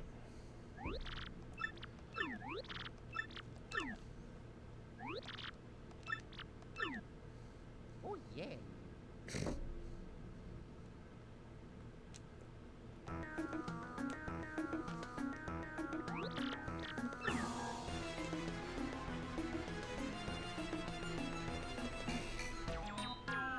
I'm kind of with you on that, Dream Whisperer. It's such a common trope, though, for some reason. Because it's always portrayed as the old heroes couldn't finish the job, so the new heroes have to. That's always how that's portrayed. Anyways. My dear, of course I do. Firstly, the light we saw, that gives Mario a special move. And I need to skip the tutorial. Skip the tutorial. There we go. Okay, we're good, we're good. So let's look at the map. Wow, astounding. This map has a radar-like function. It shows the current location of a crystal star, which I actually already told you. Which this one is in Petal Meadows. Now, there's a way to get there, and Petal Meadows did come up in my research from time to time, so we just need to go there via the pipes. Where'd you get the map? From Princess Peach. She wouldn't look like this, would she? Well, yeah. So it is her! The princess came to see me the other day. She wanted to learn about treasure. I told her about the stars and my suspicions about Petal Meadows. It doesn't seem likely, but perhaps she tried to go to Petal Meadows all on her own. You know, Professor, there was a suspicious group asking about the same thing. But I can't imagine Princess Peach getting involved with them. Alright, it's settled. Off to Petal Meadows you go. One of the things I kind of like about the plot here is the plot is kind of constructed in a manner as if we're searching for Peach this whole time. But we really aren't. Oh yeah, and just in case someone... So you notice in the upper right there? That's actually the solution to a puzzle in Chapter 2. I'm not even kidding. Which is, let's see, Sun, Moon, puny star. I just thought I'd point that out. Wait. I decided to give you a badge. Do you want the tutorial on badges? Nope. I really don't. Thank you. Appreciate it. So now we have a little bit of freedom to move around. Words. So, yeah, it's framed as if we're trying to search for Peach, but again, we're kind of being led around on a goose chase, looking for the crystal stars more than anything else. We also don't know many details about the X-Nauts at this point in time, either. In fact, we don't even know their name yet. Actually, I think it was name-dropped once. Oh yeah, let's go ahead and get a save in.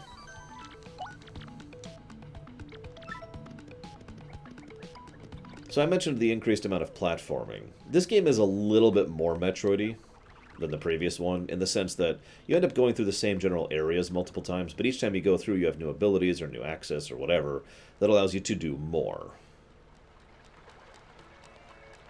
I probably should go and equip that thing, actually.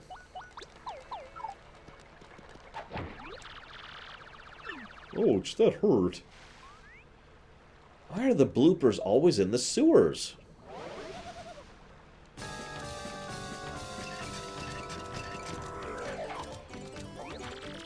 Who just up and whacks someone's tootsies like that?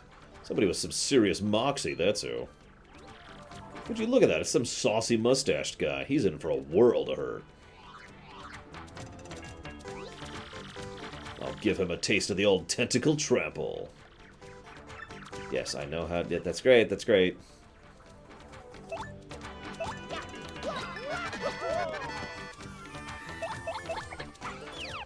I always have a harder time with her stylish attack. You have to hit it right at the beginning. Oh, you notice we have an audience now, by the way. The audience doesn't unlock until you have a star power because you don't have a star power. So let's talk about this real quick. Okay, so I already mentioned the star power thing. Actions and stylish, as well as the commands, can increase your star power badge, which allows you to use the star power ability. In this case, so unlike in the previous game with star powers were completely non-interactive. In this game, you actually do stuff to activate the star powers. There are little mini-games like this. And you're trying to hit all the stars and the mushrooms. There's poison mushrooms, which slow you down.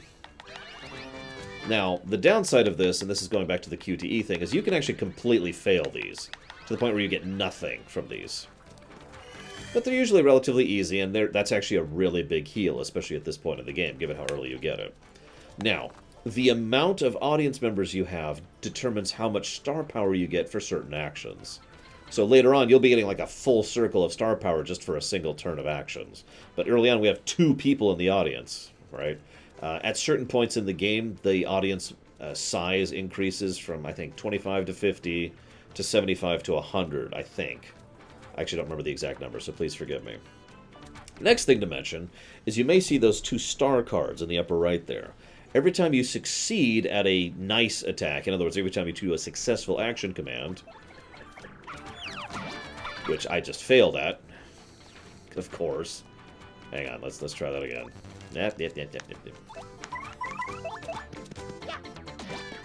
What the... Okay, apparently I cannot seem to do this. There we go. You get this to happen, which is a random chance to get a special benefit. Some of those are scripted. For the most part, though, it's just a random thing. I have to admit, I almost always fail at those, like, every single time. And they're a little bit too random for my take. So they basically come across as random bonuses rather than anything substantial.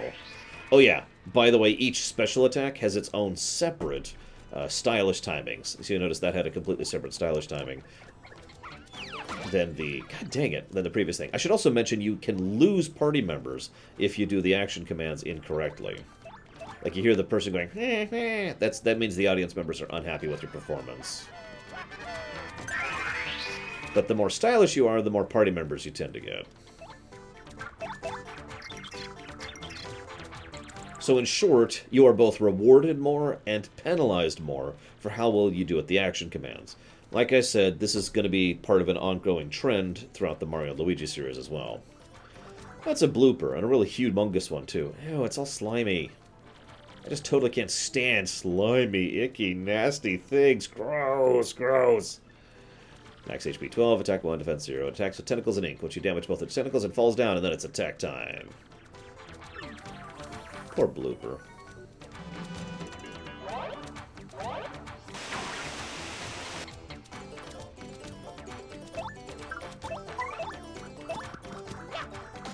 God dang it. I apparently cannot get the timing here. There we go.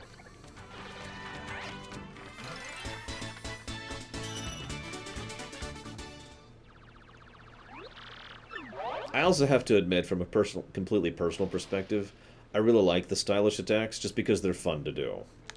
And so I have a tendency to do stylish attacks even when I have absolutely no reason to do them. It probably doesn't help that that's kind of how my mind is programmed to remember the timing on the action commands, is to remember the stylish commands. Anyways, Chapter 1.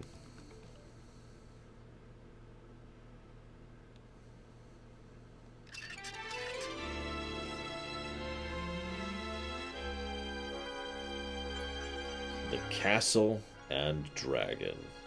No, it's supposed to be Dungeons and God, people.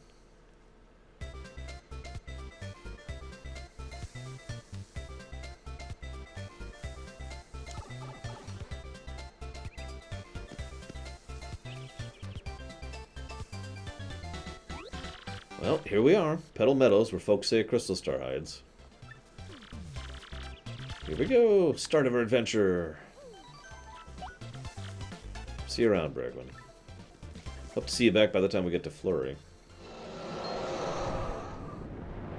So, a fun fact, this shadow that's about to pass over us, that is actually the size of Hooktail. They actually did have her shadow rendered there for that. Now, obviously, this is not the size of her. This is just a little sprite they threw together. Now, Hooktail can barely fly. And you might think, how could Hooktail fly at all with those tiny wings? Well, believe it or not, there's actually an answer for that. So, one of the interesting things about this game, that's another bit of background lore, is every single one of the people holding a crystal star are empowered by it in some manner. So, in this case, this particular crystal star, I forget what it has to do, but it basically has to do with Earth or flying or something like that. And that enables the dragon to fly. And we'll see several examples of this throughout the game. Now, if you're paying attention, I'll do this, you'll also notice that this entire section of the game is basically designed to be the same overall structure as the first chapter from the first game. We have to go to a Koopa village to recruit a Koopa in order to help us go into a castle to defeat a boss to get a MacGuffin. Like, the whole thing is clearly designed to be the same format and formula as the first game. And that's part of that whole subverting your expectations thing I mentioned earlier. Which I know what you're thinking, why does that subvert your expectations? Well, it doesn't. But it does establish your expectations for this game. It's like, alright, dungeon, partner, boss, let's do this. God dang it. I'll fix that soon enough.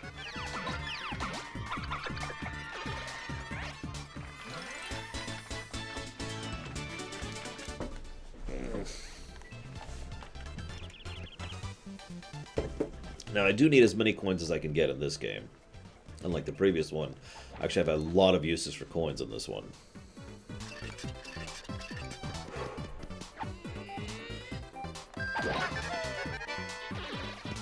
See, this is what I was worried about when I mentioned that, I was worried people weren't actually going to watch these streams. Chat has been so quiet and so slow.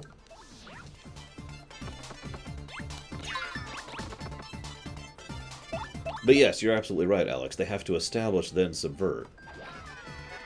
In fact, the first 2 chapters are the establishment. Every chapter after 2 is when they start subverting things. Sorry for giving it away.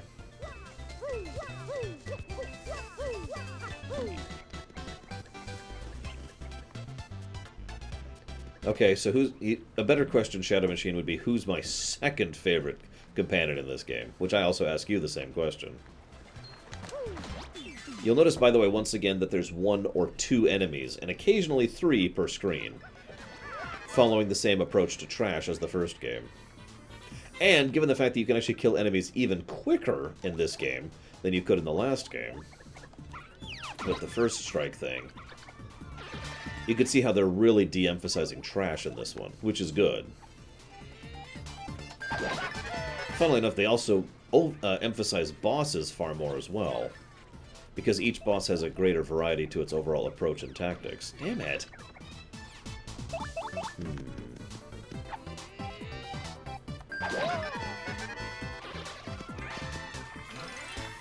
Honestly, as much as I do like Bobbery quite a bit, I think I'm going to have to go with Goombella as my second favorite. I mean, she's kind of awesome, you know?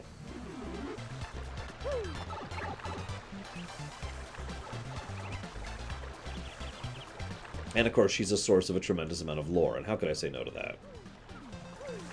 So, fun little tidbit, it's faster to jump in these backgrounds than it is to just walk. So if you ever see me doing this, it's because it's literally faster.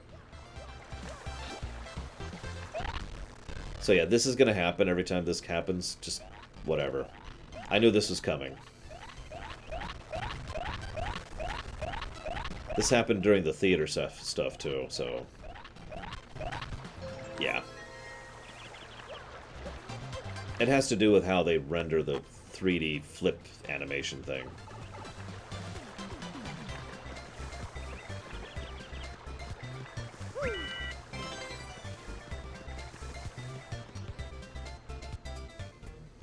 You'll notice there's also a lot more camera work in this game. I think I already mentioned that, but they do a lot more with establishing shots or cutscenes than they did in the first one. Welcome, travelers. Where are you, ask? Why, this is Petalburg. Sorry, but it's been a long time since we had visited here. We're kind of remote. Yep, but once that dragon Hooktail was spotted flying around this area about 1,000 years ago, well, it didn't help tourism, put it that way. People just stopped visiting.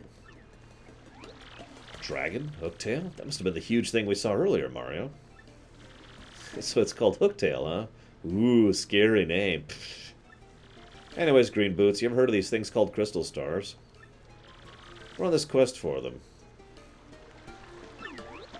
Actually, I kind of agree, Alex, which is why I'm not willing to give the trash positive just yet.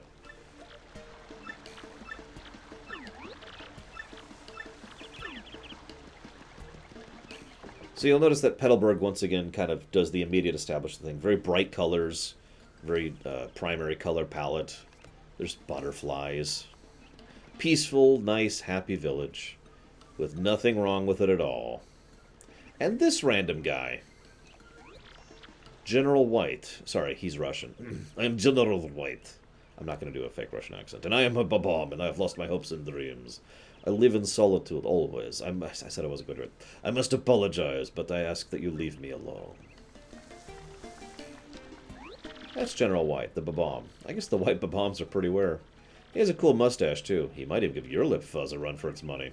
And he'll never be relevant to the plot in, like, the last chapter of the game. I'm telling you. Then there's this guy.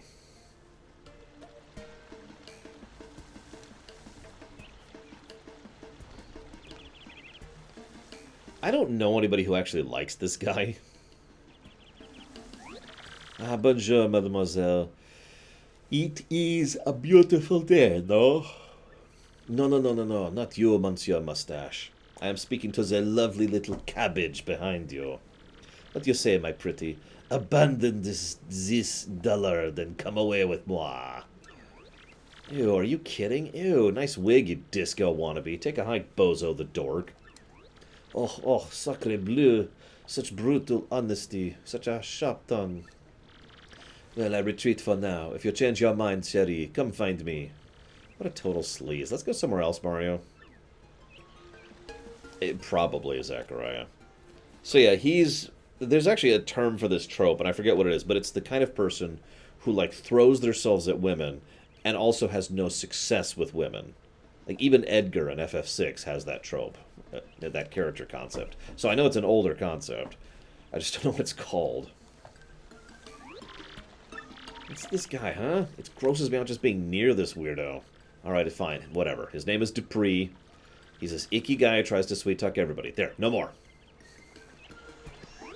You saw Hooktail on your way? You sure? Big old dragon, tail like a hook? Wow, you're super-duper lucky it didn't see you. I'm not even kidding with you. If it had seen you, it would have gobbled you up like an after-dinner mint.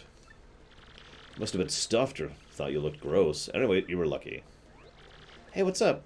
I gotta say, I'm really hooked on playing GBA games lately. There's this one called Fire Emblem, which actually had just come out in the States at this point. You ever heard of it? Man, it rocks my socks. To be clear, he's specifically referring to Fire Emblem 7. Hello, Schlubbeast. Yeah, I could see not liking the art style. Whoops! This is a good time to mention that anytime you fall in the water in this game, like anywhere, you take damage. Which gets old, but whatever. So these are bulbs, to answer Alex's questions. These are from the first game. I'm as happy as Gumby can be. Why? Because I'm surrounded by flowers. Whoop, wrong button. That's Bulber. Doesn't it seem weird to you to see a talking flower? I mean, where's his head? Is it the flower part or the bulb part? I wouldn't think about it too much.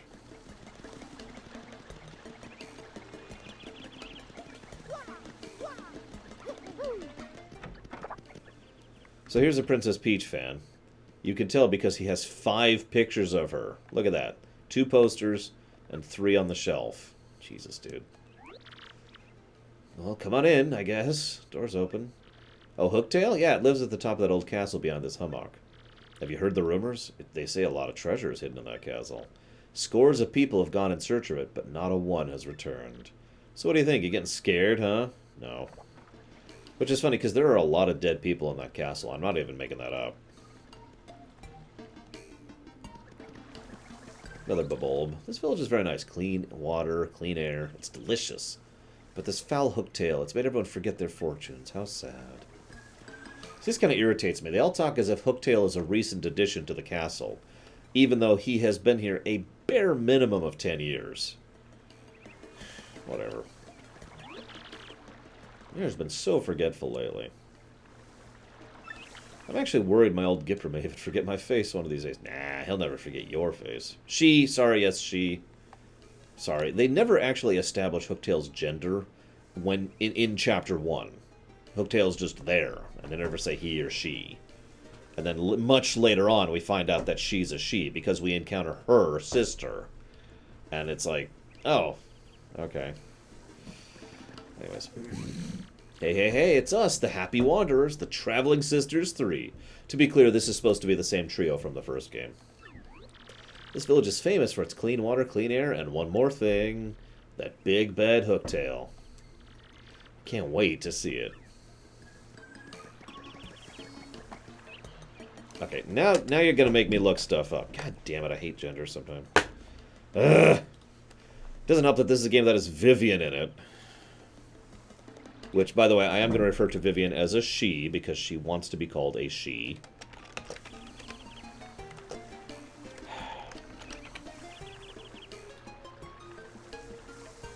Alright, here we go.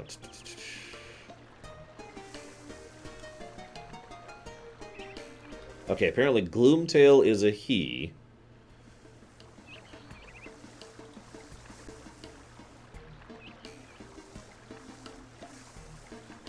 And apparently, we have no idea what Bonetail's gender is. Because because the different regions seem to disagree. Apparently in the Japanese, all 3 dragons were female. That's probably where I'm getting that from.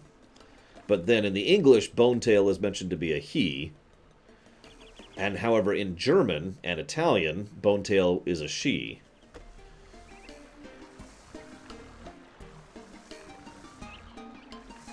Whatever. Moving on.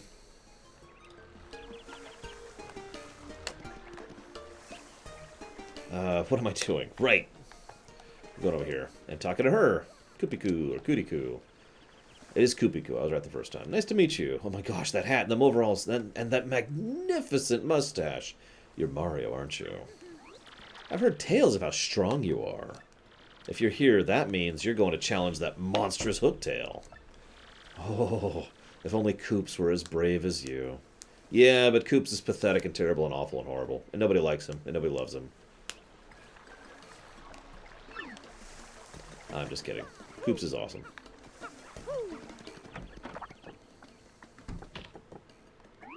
What's that? Someone there? Who is it? Who? What do you want from me? I know, you're thieves, here to rob a defenseless old Koopa. Despicable. Go on, do what you will. But as you can plainly see, there's nothing to steal here. Oh, I guess I have a little money. Take it, you fiends, and my antique shell, too. Just leave the photos of me and the missus. Can't do without those memories. What? Not thieves, you say? Ah, what's your story, then? Oh, wait. You folks looking for crystal stars. Well, why didn't you pipe up before, you idiot? We're just wasting time here. The crystal stars you say you're hunting. Wait, what did I hear about those darn things again? Ah, got it, Hooktail. Hooktail's got what you're looking for. It's this enormous, ornery dragon. Eats folks. I may have heard the name. Well, this Hooktail's brutal fly-by snackings have all of us on pins and needles. So are you reckless fools? I mean, are you gallant heroes off to rough it up? What? Hold on now. This does sound promising. Why, if you can rid us of Hooktail, we'll shower you with gratitude and rewards. Wait, what's that I hear? You'll accept no reward? What an unselfish man. You are noble indeed.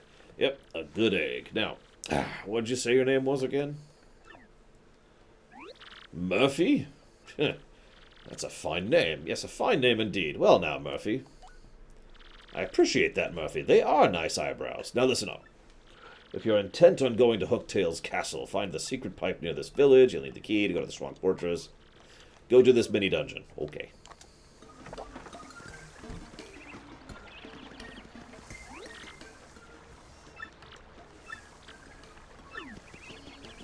Little tutorialization there. Oh, I just got an email.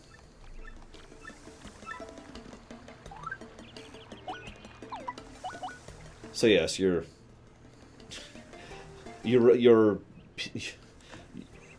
mobile phone is basically a GB PSP. Hello, Mario. Working hard? Professor Frankly here in E-form. It's highly likely you'll receive emails like this on the journey, so why is this not working? Ugh, for God's sakes. Hang on. Yeah, Koops is sad because he's the type of character I usually like quite a bit. But he's not, you know. Why is this not? No, up. Down. Left. Right. There we go. There we go. Well, I'm at it. That and that. Okay, so anyways. There we go. It's highly likely you'll receive emails on like this one while you're on your journey, so check your mail often. I actually have nothing more to say than that, so I hope all goes well for you. I look forward to getting those more information on those crystal stars. Professor Frankly. Thanks, Mr. Mario. Thank you for registering with Rogueport Direct Mail Service. Your kind friend, Mr. Frankly, referred you to us. Our direct mail service will provide you with regular, timely news and updates. We hope you enjoy the service. Published by the Rogueport Restoration Committee. But yeah, Koops... So Koops is the super shy archetype, right? Like, oh gosh, I have no confidence in myself. That kind of person, right? The problem is he has no real character arc. He just sits there, being shy. It's one of the reasons I don't really care for Flurry, either. She has no character arc either, she just sits there. Just about every other character moves and develops throughout the course of the game. At least a little bit. An old stronghold called Shwonk Fortress lies ahead, and a stone creature lives there. At least it might live there. The gate is to keep it out. My job, guarding the gate. But if the mayor says it's okay, you can pass. Careful, though. Excuse me? I beg your pardon. Wait a moment, please. Pardon me for yelling like that. I was panicking. How to begin? My name's Koops. I heard you're traveling to Hooktail's Castle. So, anyway, I have a favor to ask. I, um, uh, well, um, oh, just forget it. Never mind. Ignore me. Goodbye. Okay, that was weird. What do you think that was all about? Talk about issues. If I ever do a remake of the Paper Mario 2 theater, I want to voice Koops.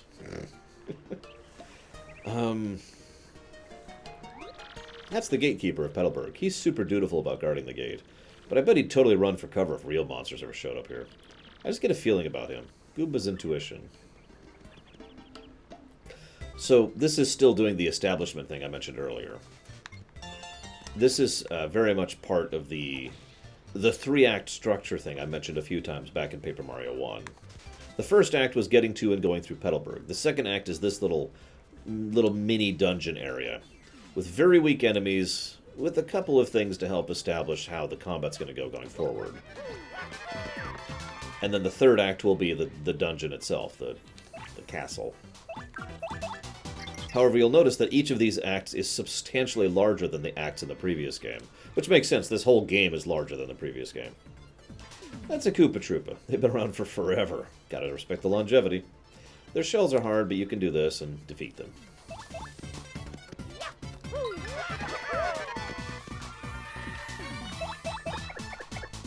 God dang it. Even though I tend to use Goombella a lot, I actually don't have her timing perfectly well. Obviously, since I keep screwing it up. You'll notice, by the way, that enemies drop hearts and flowers after battle. Now, that's actually a recurring trend from the first game, but they decided to up the ratio at which they drop that, and there are badges to help increase it as well. Which I only point out because, as much as I feel this game is harder than the first game, in some ways, it's also much easier in others. Or, if I was to put this another way, this is overall probably an easier game than Paper Mario 1. But it is so because it's better designed. You know what I mean? So the level ups is the exact same it was in the first game.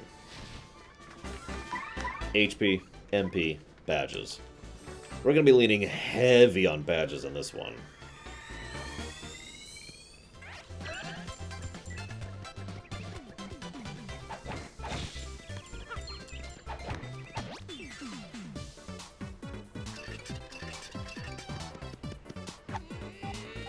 You know what's funny is I think my list would be the exact same as yours, Shadow Machine. With the exception that I would put Goombella above Bobbery.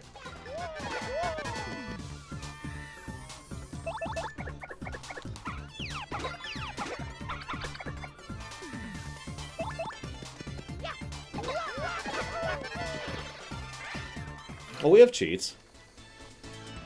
And I suppose we could use them, but there's a couple things I want to test without cheating, so, you know. So you'll notice that the extremely obvious item block right here gives us a POW. You notice that? I just point that out because, well, you'll see why in a second.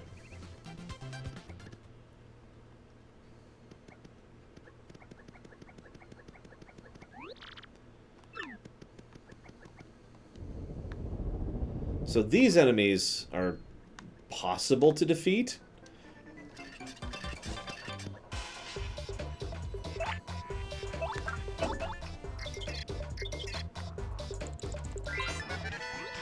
That's a bald cleft. A rock monster with a swirly-looking face.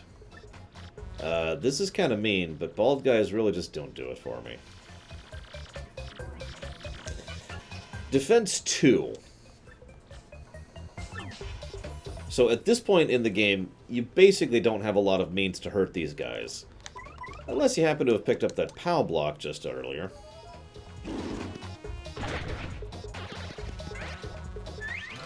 But once again, they kind of tutorialize the concept of defense and how defense matters quite a bit, as well as the usefulness of items.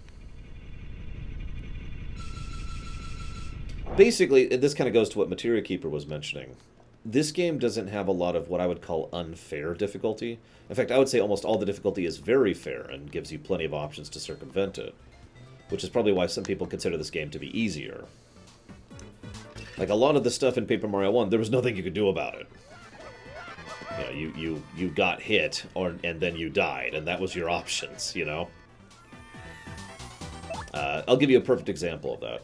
The anti-guy fight, when you fight 3 of them at once, there's nothing you can do about that. It's just 3 guys with tons of health hitting you for tons of damage, and that's it.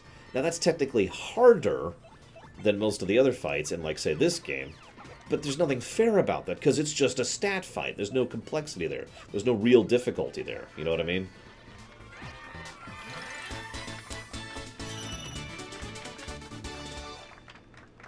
Whereas in this game, most of the difficulty is in the types of attacks they use, or how they interrupt your ability to use your party members, or whether or not they're going to hit you from a different angle, or whether or not you can block them properly, and so forth and so on. As opposed to just being a big guy who hits hard, you know?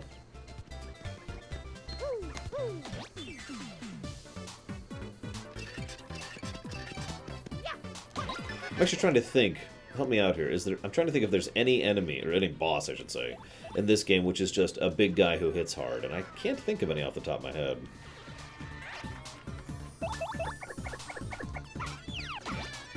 Oh, dang it.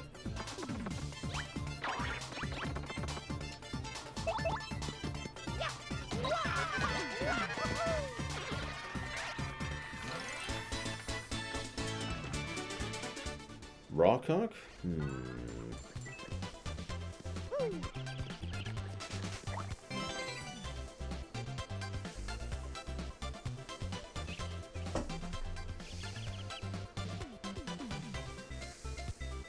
Yeah, Rawcock is probably the closest, although he does still have a variety of attacks. So now these guys, you pretty much have to use the POW block to get through. These are actually an enemy from much later in the game. You can't jump on them because they're spiked, and they have a counterattack if you hammer them. Now, Grubba's kind of unique. We'll talk about Grubba when we get there. He's actually surprisingly well designed for being how relatively easy he is. Whoops.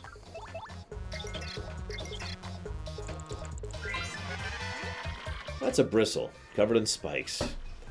They're impervious to fire, and if you try to get close enough to whack with a hammer, they spike you.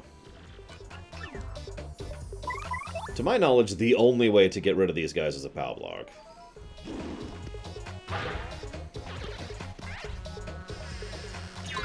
And there's some terrain damage, like Shadow Machine was just mentioning.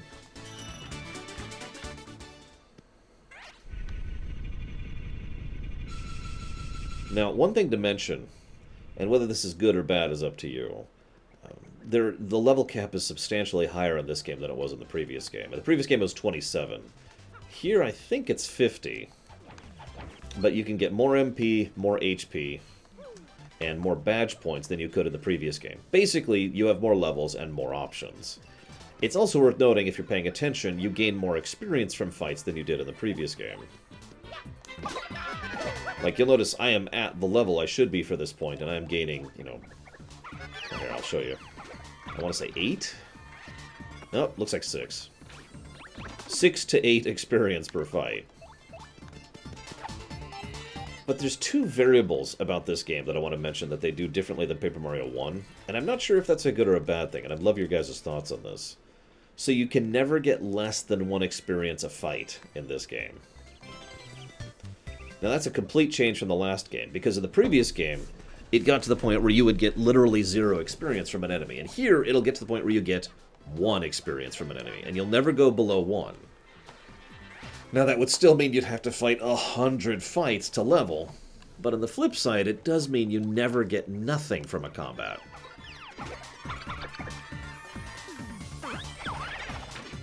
It also means you have an option to level all the way to max if you choose to feel like it. It's going to be a really long slog.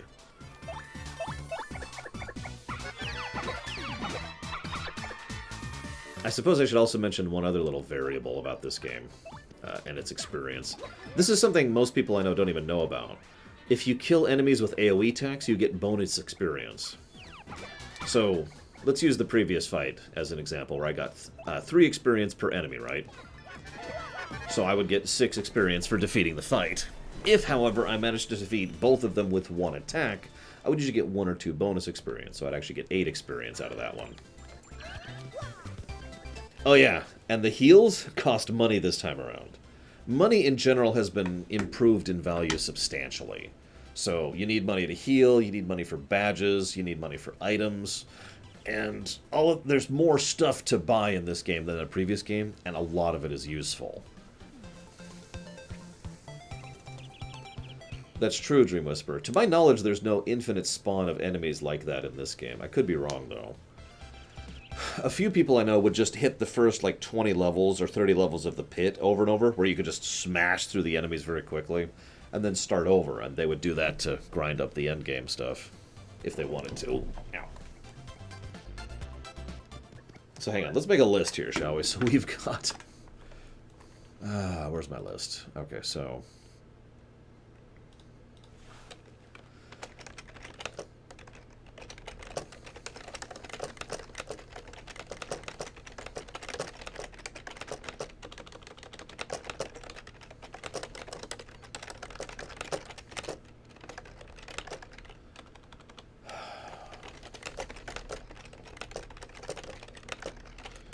Well, I'm playing this game until about 6 your time, Gary.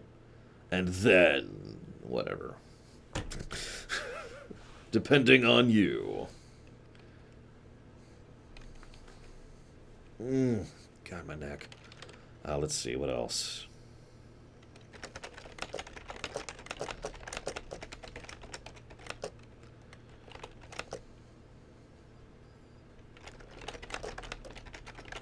Sounds like fun to me.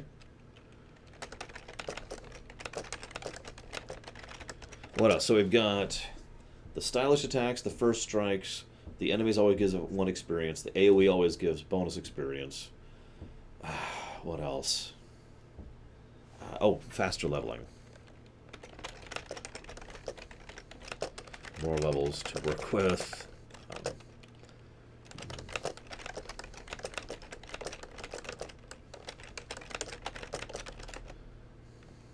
There we go. All of that's basically a plus.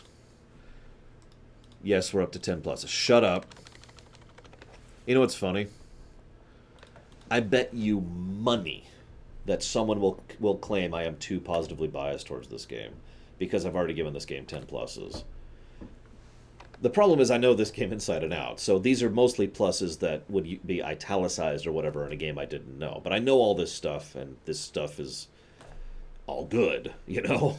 So, yeah, no, I stand by that, 10 pluses. Trying to think if there's anything else that I want to give pluses out for.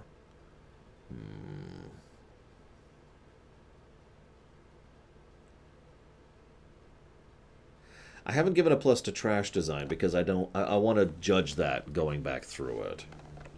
Because I don't remember exactly how the trash is. I don't remember ever being irritated by the trash in this game. But... thanks, Shadow Machine. But we'll see. We'll see going forward. It really is tutti frutti. I actually know a friend of mine who was smashing... so we went back to this very area with like the Goombas and the Koopas, and would just... one shot, one experience, one shot, one experience, one shot, one experience to slowly level. And I'm like, dude. He's like, what? I want the experience, and I don't want to fight the stuff at my level. I mean, whatever, I guess. Anyway, so time to fight our first mini-boss.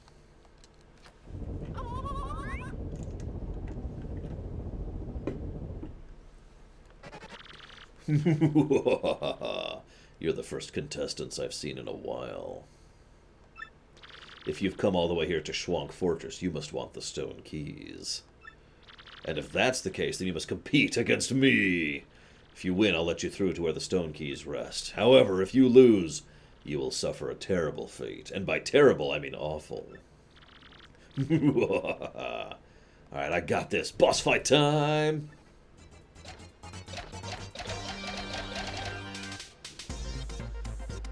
So yeah, here's our first subversion. Hey, hey, hey, ladies and germs. Welcome to the 65th Super Fun Quirk Quiz. By the way, it's the 65th quiz because the 64th quiz was in the last game. You know, I don't know, Shadow Machine. Hang on, do I have save states? Do I have save state? This is only the second time I've ever emulated this game, so forgive me for being a little ignorant of how this works. There we go. Save state. Oh, I do have save states here. Let's go to slot 5.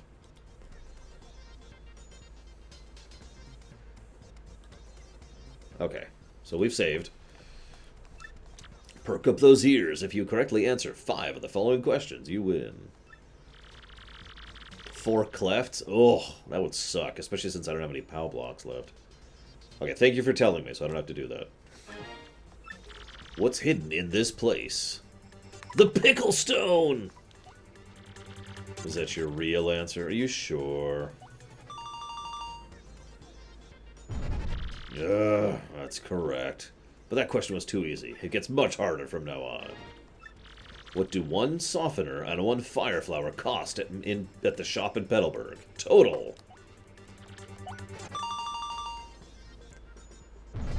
Okay, next question. What is the name of the mayor of Petalburg? Petal!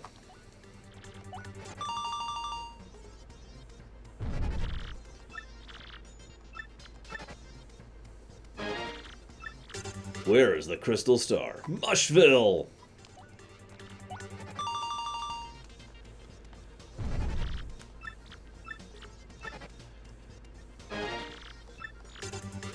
How does one get to Petal Meadows from Rogueport? Only by air. Actually, racing through a cart might not be a bad idea.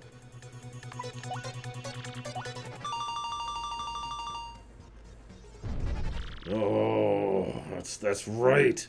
You correctly answered 5 questions. I don't believe it. You win.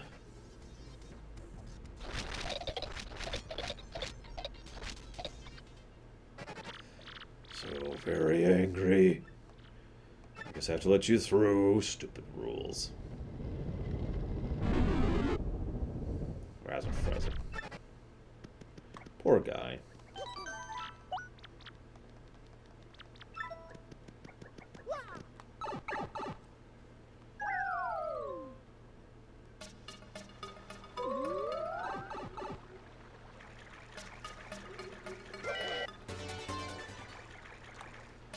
Yeah, sure. Nothing to spend them on yet, anyways.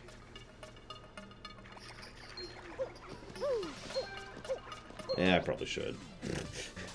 I probably should. So this is a good time to mention something odd. Most of the enemies in this game kind of follow a Zelda progression. What I mean by that is, like, there's, you know, a fuzzy, and then there's a difficult fuzzy, and then there's an elite fuzzy, and so forth and so on, right? You know, like I said, very Zelda-y. Hello, Sakage. I do too, Hesplo. I mention that because that's true for almost every enemy in the game, with one very interesting exception, and that's the Wizard. The Wizard... Yeah, me too, Alex. The Wizard, the weak Wizard, is the one you'll find in the last dungeon. The actual more difficult versions, and there's 2 more difficult varieties of the Wizards, are found in the Pit of 100 Trials. And good God, are they mean. And this kind of goes back to what was being mentioned earlier with the trash problem, because some of the enemies in this game are very, very mean in how they're designed. Holy crap. Like, elite wizards? Yes. Actually, I don't think I tattled. I'll tattle in a second. Whoops, wrong button. We're in Shwonk Fortress. This room is damp and moldy, too. Like every other one. Jeepers creepers, I just want to see the sun again. Is that so wrong?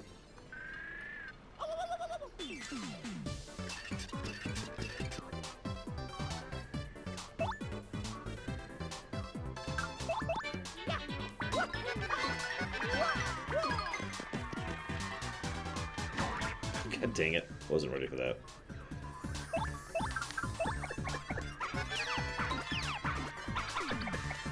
Gotta get rid of the one with the item. I'm terrible at the blocking timing on that. It's such a long attack, and it's like, okay... There we go. I agree, Materia Keeper. Honestly, I think a lot of the music works very well in this game in establishing the tone.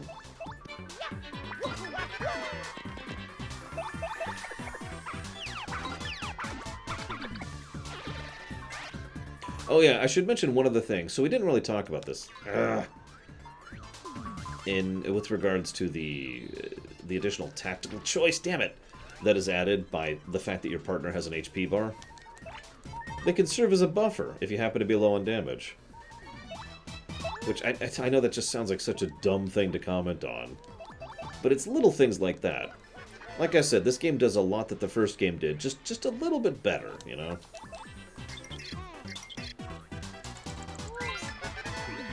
That's a fuzzy. What a hyper little guy, huh? Cut back on the caffeine. Those things suck up your HP and use it to replenish their own. Isn't that the worst? I mean, ew. Doesn't that just totally sound gross? Anyway, guard against them by pressing A the moment they release you. The timing's pretty hard, so practice up. These things really suck HP.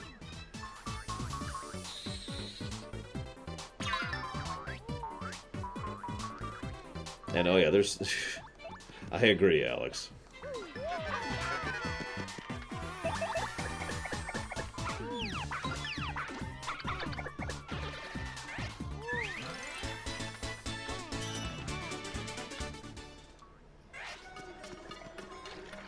You notice what I mean, though? We're getting about 1/10 of a level every trash fight.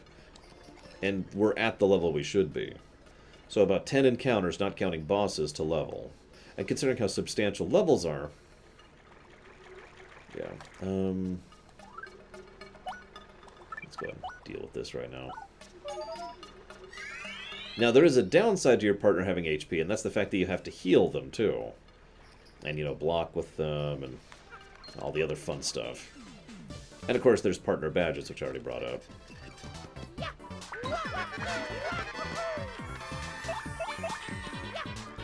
One thing I do actually kind of dislike about this series is the fact that you can't see the enemy's HP unless you have the badge equipped, or you tattle on them.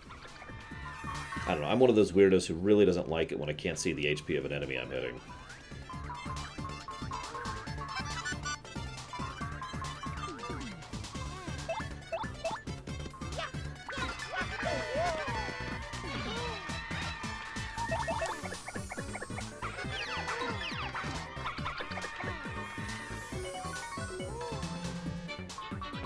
Try on those.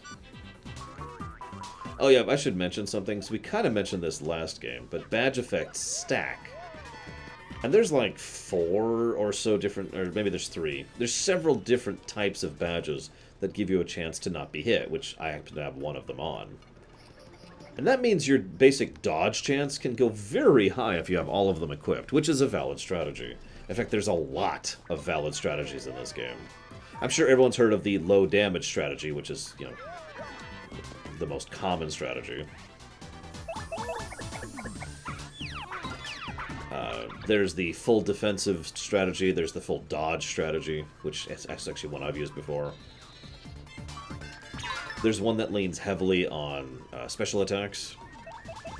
In fact, there's several different ways to do that. There's also the hyper-specialization strats, where you use Jumpman and Hammerman to really boost your attack for just certain attacks. There's the partner strats, which turn your partner into the majority of your damage output.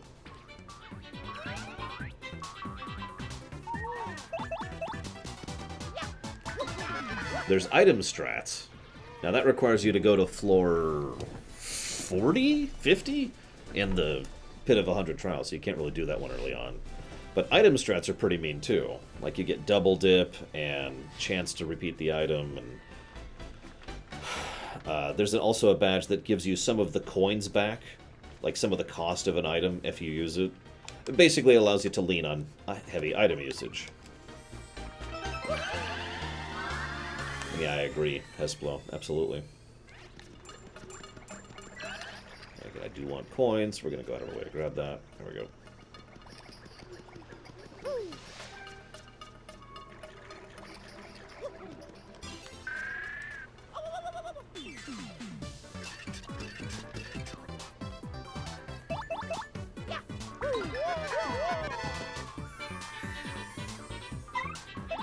You know what? Go away. This is a very long, annoying fight. So, now it's gone.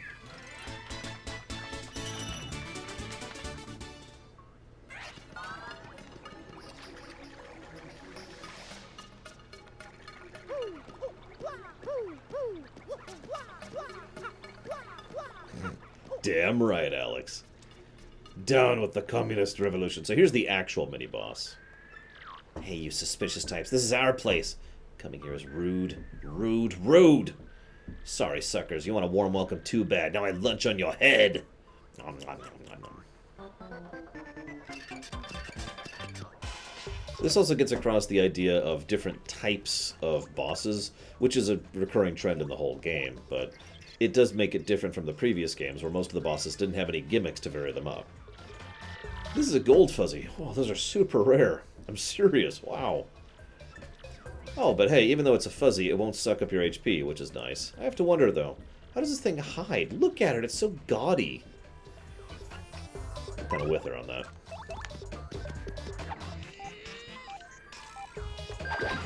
I screwed that up completely. Ooh, you chumps are tougher than you look. But I'm not through yet. Bonus attack mode!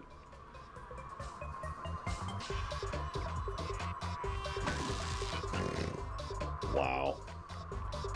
Oh, that sucks.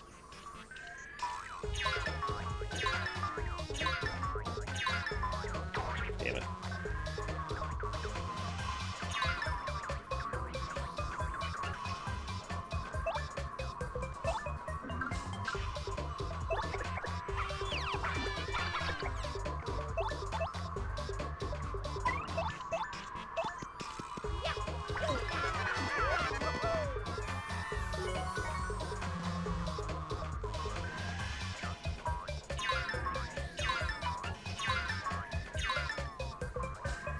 You can kind of see how the button commands are more emphasized here. That's about 5 damage a round they could do to us, which would kill us in 2 turns if we defended against nothing. Damn it.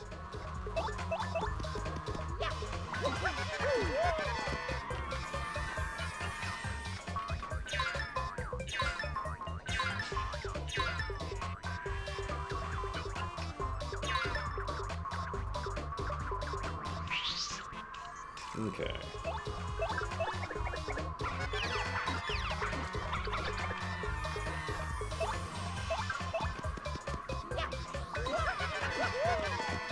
You might wonder why I was waiting to do that. Well, he had the electrify effect from the terrain, which means I couldn't jump on him without taking damage.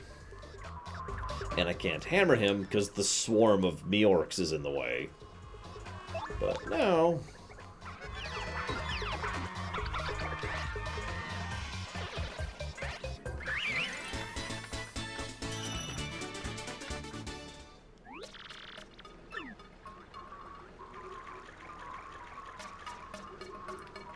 Poor guys. They're just defending their turf, if you think about it. So, the first game got a negative for backtracking, and honestly, the second game is probably going to get the same negative. It might even get another negative for additional backtracking, because there's a lot of backtracking in this game. Like the backtracking we're doing right now, as it happens. Yeah, whatever.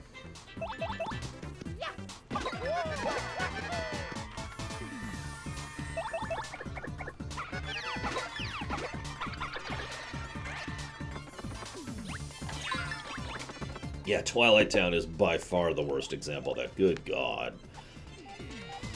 That's also when they introduced the hyper enemies, which are actually pretty rough.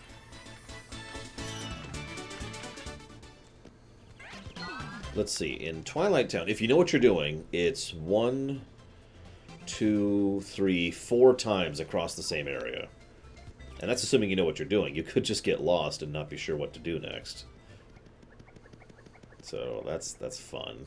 So yeah, that Twilight Town by itself is probably going to be a negative, which is a shame because it's also one of my favorite story moments in the entire game. But whatever. It's actually funny because Twilight Town itself is actually an extremely short chapter, not counting the massive amount of backtracking you have to do. Excuse me.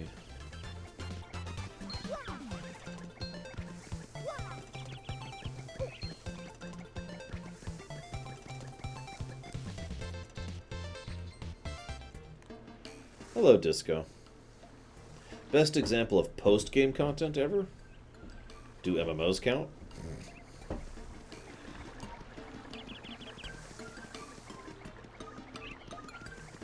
No.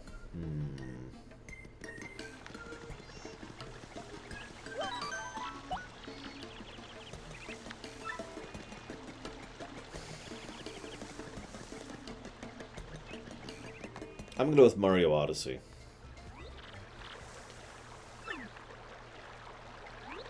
It's Mario, right? Look, see, the thing is, I've been waiting here in hope of getting to speak with you. I have to ask you something. You could say no, but I'm gonna just throw it out there. See, I was wondering, would you... Oh, please take me with you to fight Hooktail, please, I'm begging you. Sorry about that. See, my dad, he went off to battle Hooktail long ago. Yeah, like 10 years ago. But he never came back. I miss him, of course. I miss him badly, but this isn't just about avenging my dad. Well, no, that's not true. Revenge is a part of it, I guess. A big part. But the truth is, I want to finish what Dad started. For his sake. For everyone's sake. Man, this is embarrassing. See, everyone's always saying I'm a crybaby and a weakling, but if I can defeat Hooktail, then I won't be those things. I'll be strong, like my dad. I know it'll be dangerous, but I still want to go. Please, Mario. Okay. Only because of Koops. In memory of Koops.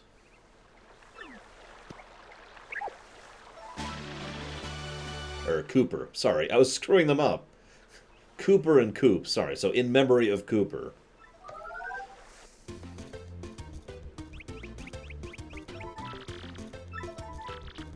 So he has the same ability Cooper did back in the first game. Woo! Although, they did add a little bit to it. So you can hit anything in front of you, you can hold it, or you can hit stuff behind you. So you can kind of see why they're already kind of fleshing out the abilities out of combat in order to add to the dungeoning side of things.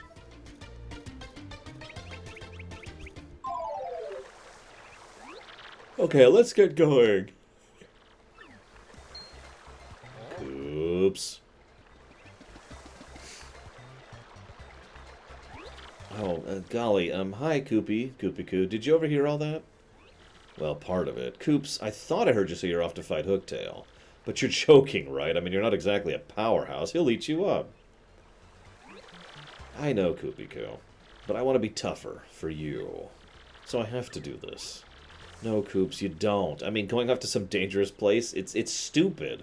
So what if you're timid and sort of a crybaby? I don't care about all that. I just want you to be you, so don't go. Sorry, Koopy-Koo, I've made up my mind. No need to worry, though. I'm traveling with Mario. He's the man. Well, fine! Ignore me! Stubborn Koopa. Sorry, Koopy-Koo. I swear, if that had taken health damage off of me... Now, one actually kind of cool thing about Koops is the fact that he... so here, I'll kind of demonstrate. Give me a second. So you can do this. Or fail miserably. I guess I failed. Whatever. Like in the previous game, his big ability is AoE. Like a so.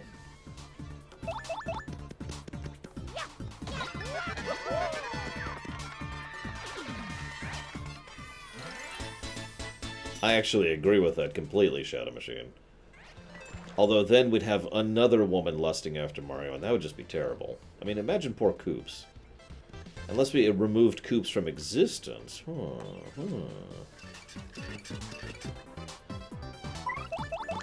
By the way, you've noticed by this point there's been about 5 enemies that carry items. I only point that out to show how common it is that the enemies actually are holding something.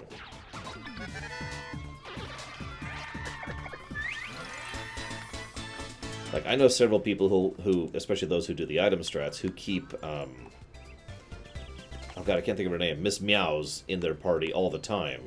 Just to steal a constant stream of items. We're gonna go ahead and equip that immediately.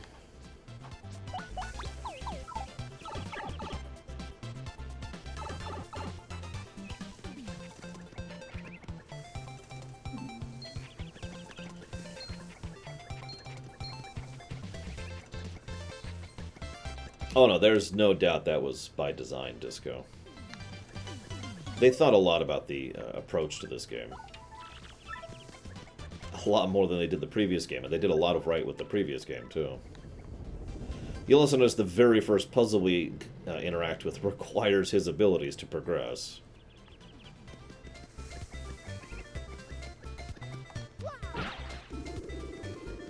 Although the timing on this is very lenient.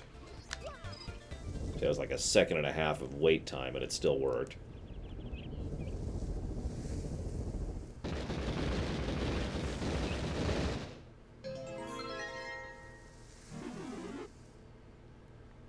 So, Act 3. Chapter 1, Act 3. The Dungeon of Doom.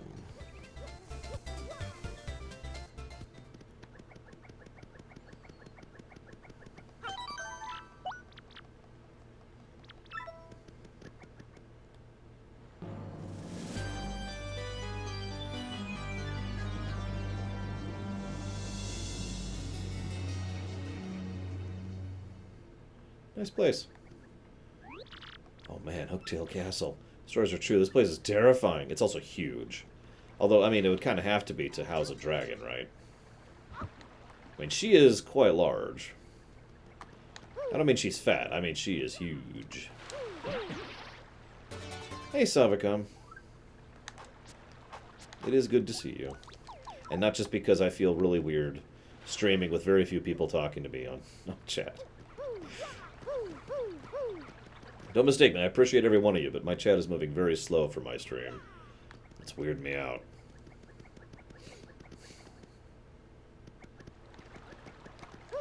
Whoops, wrong button. It's this one. So, they kind of did this in the first game, but they really do this in the second game. This is I mentioned the Metroid-y kind of a thing.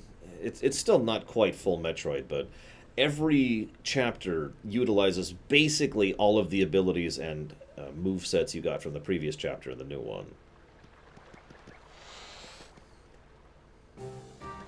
Which I actually like, especially since there's no real paracarry equivalent in this game, with one possible exception, which we'll talk about later.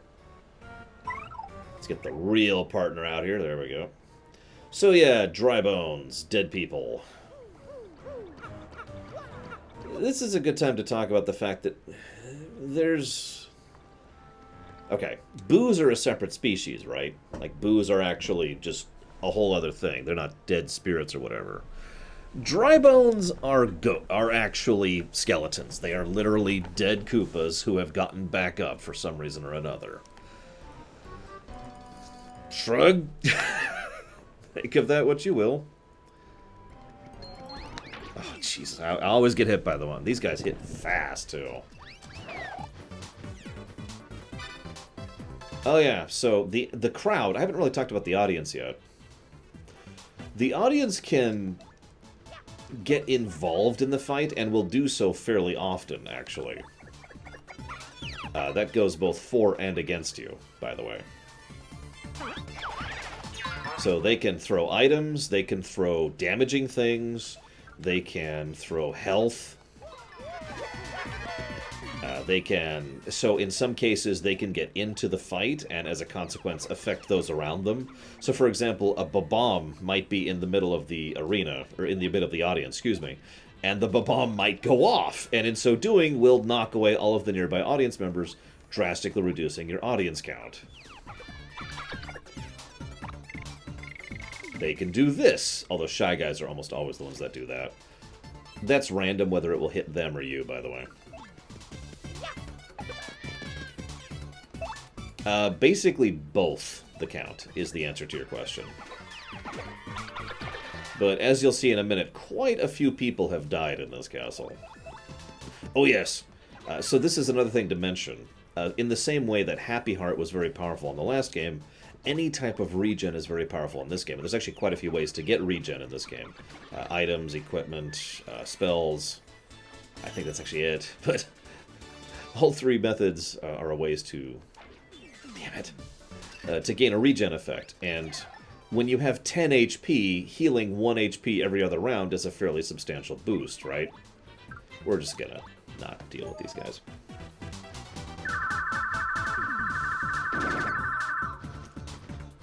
Oh.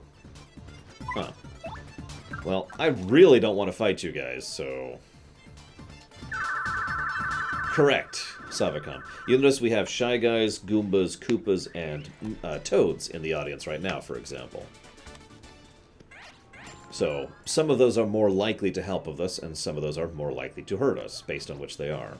But there's also very specific creatures or enemies that can show up in the audience, which have specific effects relative to them. For example, the Daisy creatures in Chapter 4? I can never remember the numbers. In the Twilight chapter. No, not that one. They have the ability to sing, which puts the nearby audience members to sleep.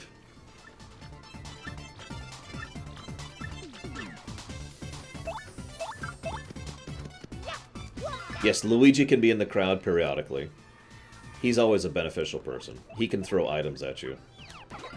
You know, healing items, that kind of a thing.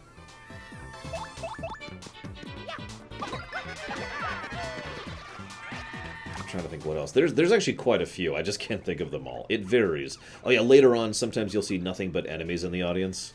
And they can really be mean if you don't time it right. So, for example, at one point in the game, you can get an entire audience with nothing but X-Nauts.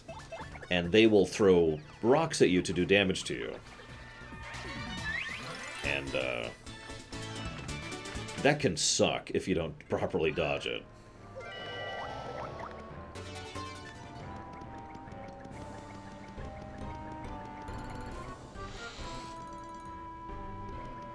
Now, it's actually relatively easy to dodge audience items if you know what you're doing.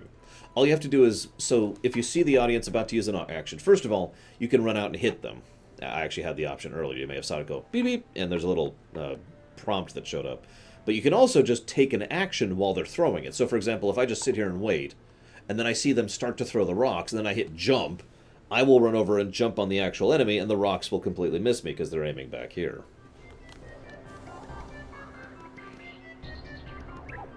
So, this game is very Dragon Quest effect. It is lighthearted and silly and dark and serious, and I love the mix. So,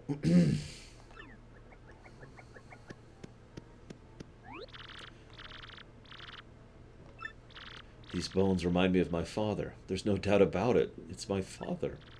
Dad. Wait, what's this? Mario, my father's clutching some kind of letter, or at least his bones are. So, should I read it? Yes. Ahem. I came to this castle to destroy Hooktail, but I am stuck and can go no further. So in this letter I shall note Hooktail's weakness for those who follow. The dread Hooktail cannot tolerate creatures that begin with cur and end with icket, because for some reason we can't just say crickets. Hidden somewhere in this castle is an item related to Hooktail's weakness. If one is to have any hope of defeating Hooktail, one must first find that item. One last thing, if faced with ultimate doom, the fiend will use any trick to save itself. If you hope to defeat it, do not give in to your kinder nature and fall for its tricks. Alas, I do not have the strength to continue writing. Already mist veils my eyes. My last words go to my son, Colorado. I love you, and I'm proud of who you've become. Wait, huh? My son Colorado? Not Koops? Yeah, I guess this isn't my father after all. But if this isn't my father, I wonder if that pile of bones over there is my dad. Koops. Koops. Koops. What am I going to do with you?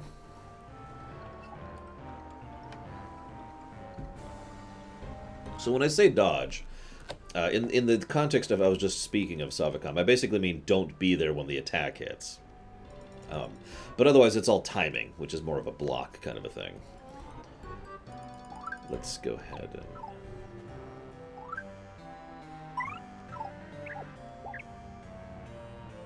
I have no idea, Shadow Machine. I mean, I do know why. It's because that is the universal symbol of a skull. Yeah. I mean, honestly, if you have a real-life human skeleton which has lost its teeth, it won't look like that either, but whatever. Oops. What a creepy pile of bones. I mean, they're all creepy, but this one's super creepy. I don't really feel like taking a look at it, but if we don't get any farther...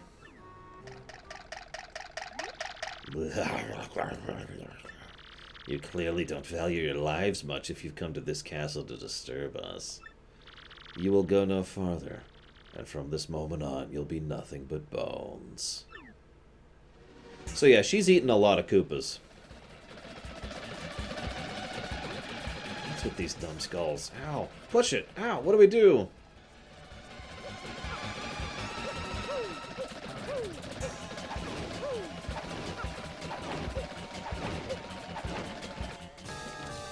Mini-boss. This can actually be a rough fight if you're not ready for it. Actually, let's go and do this. So that's the first reason why this is a rough fight. It's our first real encounter with defense enemies. Not counting the earlier ones where they gave us a POW block to deal with it.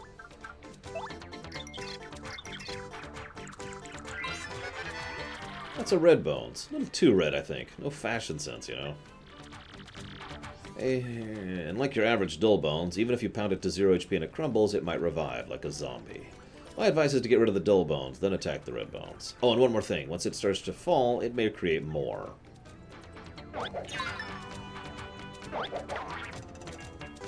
Oh yeah, you notice the audience is nothing but dry bones. I might actually die here, because I just failed 2 of those in a row, and that's not good. Do I want to do that? No.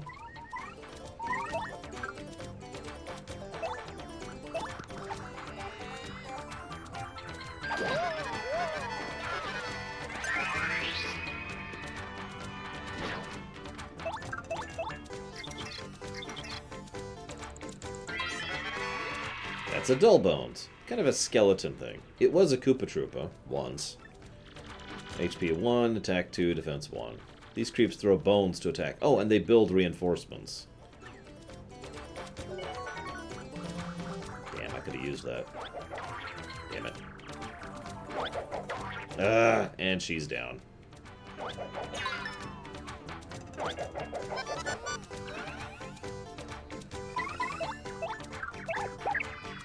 This is when this is really helpful. Notice they pretty much designed the mini-boss for Koops.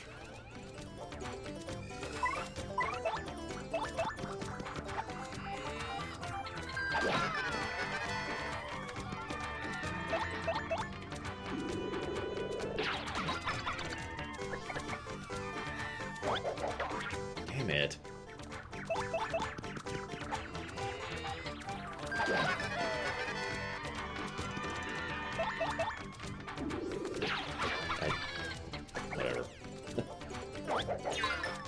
I just wanted to take more damage, honestly. That was my goal there.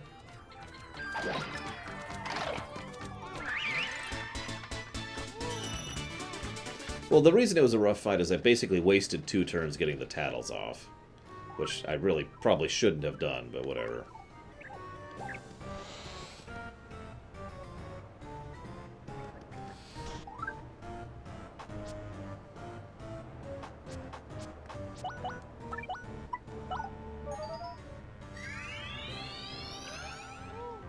Yeah, as with the previous game, AoE attacks are quite useful in this one. And necessary in some cases.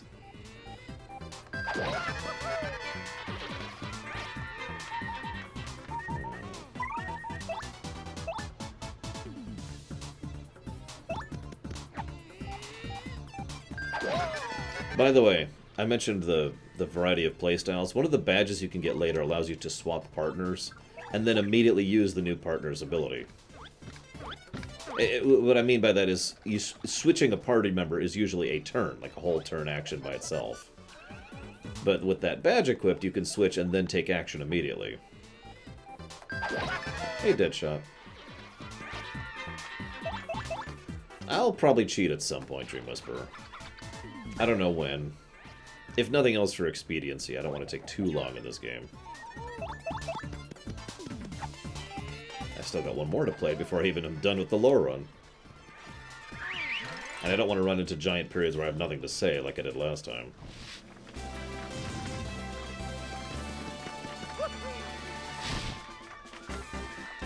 Badge points again.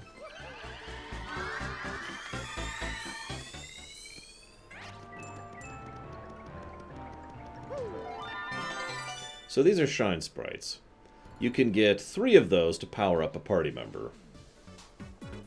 The powering up mechanic functions identical to the last game, it's just the difference here is you need 3 of them instead of 1. And you need to go back to town to actually get the benefit of it. But as I mentioned last game, the ratio of how many Shrine Sprites you get is roughly the same as how many power-ups you got. And of course you can get enough to power up everyone in the game. So it's more about priority and who you want to power up first. Like, for example, we'll be powering up Goombella first, because she's awesome.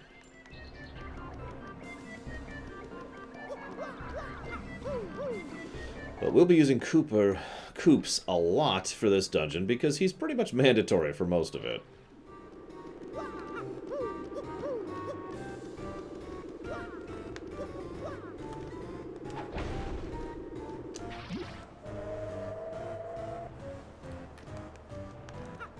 Ugh.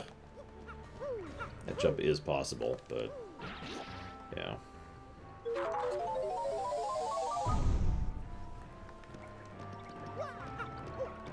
And yes, FF10's a good example of that concept.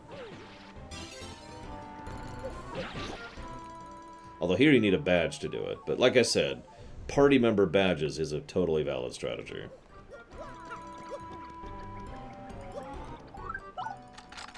There's a lot more random stuff to explore in this game, too. Yes, Alex. Sorry, didn't answer you. My apologies. You know, little side areas with sprites, or badges, or items, or coins, or whatever. Whole bunch of them, all over the place.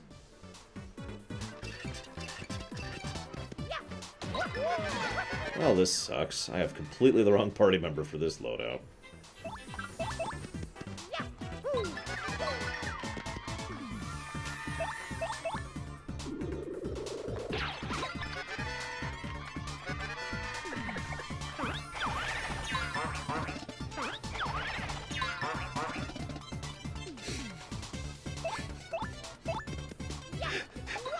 I'm sorry, Savacom. I was just... Your sentence by itself was amusing to me. I used to think FF10 was easy. Then I hit Unalesca, and then I didn't think the game was too easy anymore. Yeah, you're right, Shadow Machine. Funnily enough, I'm actually going to get a FP up badge very soon, which I usually equip. But the problem is, relatively soon here, I'm going to get a strength up badge, and that's going to suddenly take up 6 of my badge points. AKA 2 levels worth of badges. And at that point, I'm going to need to start diversifying my levels a little bit more. The exact moment I stretch out my levels varies from playthrough to playthrough. I usually go straight for badges first, and then about midway through Chapter 2 is when I start taking HP and MP. I just screwed up. Oh.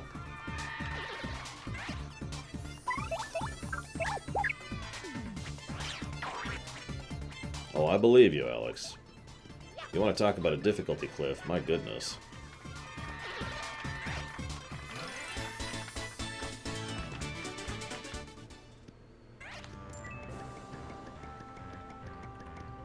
Right.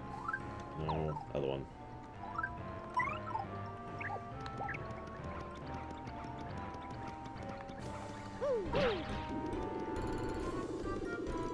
Damn it, Permeus.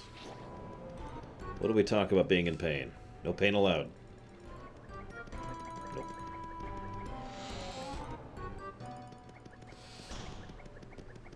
Oh, hey, a chest in the middle of a giant room. Huh. By the way, I hope you remember this bomb spot for much later. We don't get our bomb character until quite a ways into the game.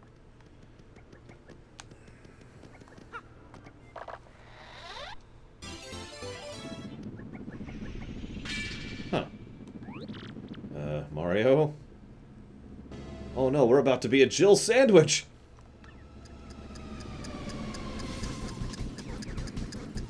Oh yeah, you just straight up die if you fail at this, by the way. It's extremely easy to do, but it's a typical trick, and Mario games pull this trick a lot. It's the try to make the player panic so they play worse trick. You'll notice we don't even see the ceiling by the time we got out of there. That was too close. Gotta shake it off. Whew, okay. We got the key. Let's open the chest. What the heck? Hey, guests! It's been a long time since anyone came here. A real long time. 1,000 years or so. Oh, you heard me? Wait a sec. If you can hear my voice, you must be the legendary hero or something. Or not. To be honest, I'm sure anyone with ears can hear me. But it sure is fun singing people with that whole legendary hero bit. Hey, but seriously, folks, I was wondering if you could get me out of this chest. I've been locked in here so long I'm starting to cramp up like you would not believe. All you have to do is find the key and let me out. Easy. Huh? What do you mean? You think you'll be cursed if you open the box? Ridiculous. Who would do that? Really? Wait in a box and curse folks. A real slime ball, that's who. But I'm not a real slime ball, and I would do no such thing. But that should be obvious. Look, if you help me out, maybe I'll help you out. You know, a little I scratch your back, you scratch mine, except in reverse order. Of course, you don't have to do it if you really don't want to. Like, finding a key is hard. Hang on, I need to look something up real quick.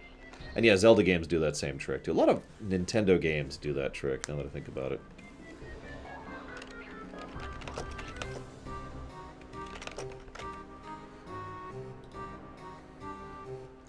Alright, let's see here. So we've got the Toad, the Koopa, the Boo.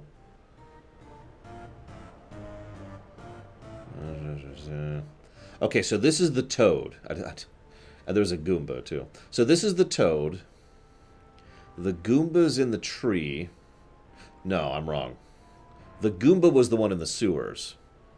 The Koopa is the one on the island in Keelhaul Key. And the Boo is the one in Twilight Town. So that's the 4 of them. I told you we could figure it out if we thought about it. I just had to look it up. So anyways, of the 4 original heroes, the Toad, the Goomba, the Koopa, and the Boo, this is the Toad.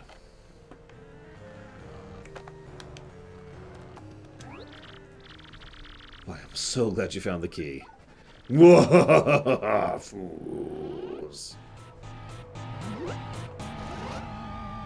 Oh, that's horrible, Alex. Why, only the most idiotic pudding-brained dolt would fall for a scheme like that. The castle's traps prevent any who has entered this place from ever leaving it. No matter which path you take, you're fated to waste away to a slow, painful end. But wait, there's more! I'll throw in a free curse, no charge. Now you're cursed, doofus, and it serves you right. This curse is more cursedly curse-worthy than a curse that's ever cursed you. For this curse makes you like a piece of paper when you press and hold R. Now, go ahead and do it. This button, apparently.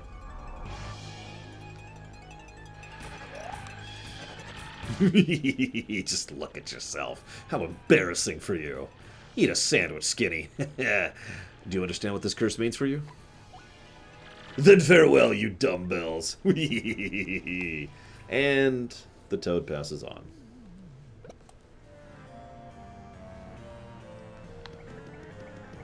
Yeah, I get a little melancholy every time I see one of those chests at this point in the game. For reasons that should be pretty self-apparent.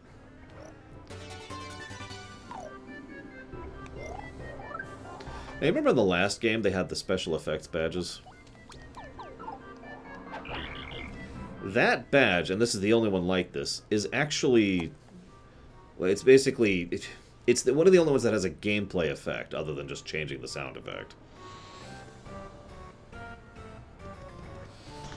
Now, that being stated, there are 2 other cosmetic badges I absolutely plan to use later. Oh, I wish I could be cursed with weight loss, Permeus. I wouldn't mind losing my muscles if it meant losing my fat. Although I think I've said that before. Oh, too far. What time is it? Yeah, that's what I thought. I would like to wrap up Chapter 1 before we quit for the night. And by for the night, I mean for the... until I go my lunch break. Yeah, that one and the other one, Shadow Machine. But yes, those are the 2 badges. I love those badges. And not just because I love the color purple. I don't have the key yet. I did that. Did I already? I guess I didn't do that yet. I should go do that. I think. Should probably also drink.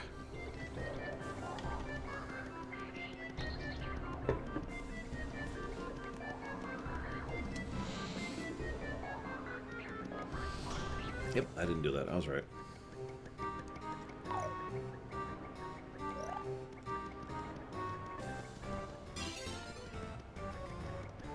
So I think I've already mentioned this, each dungeon leans heavily on the abilities you get within that dungeon. But,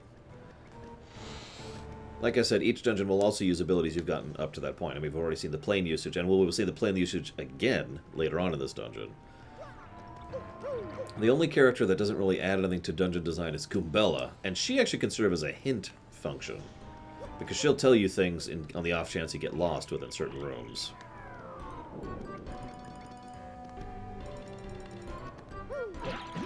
Yeah, I've already done starvation dieting, and I'm not doing that again, Dream Whisperer. Especially with the whole blood sugar problem I have.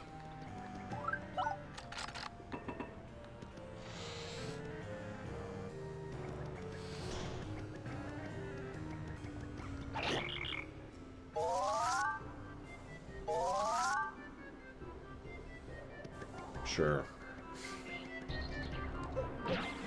Oops, I missed.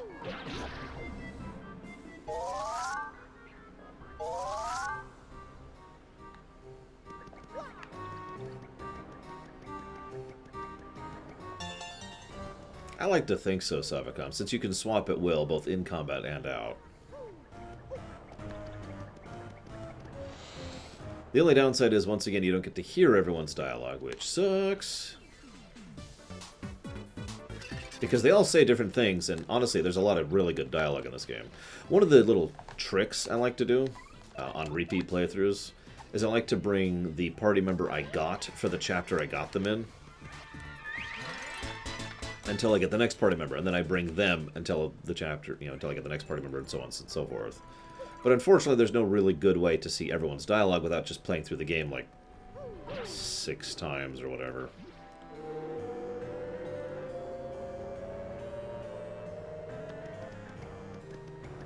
No!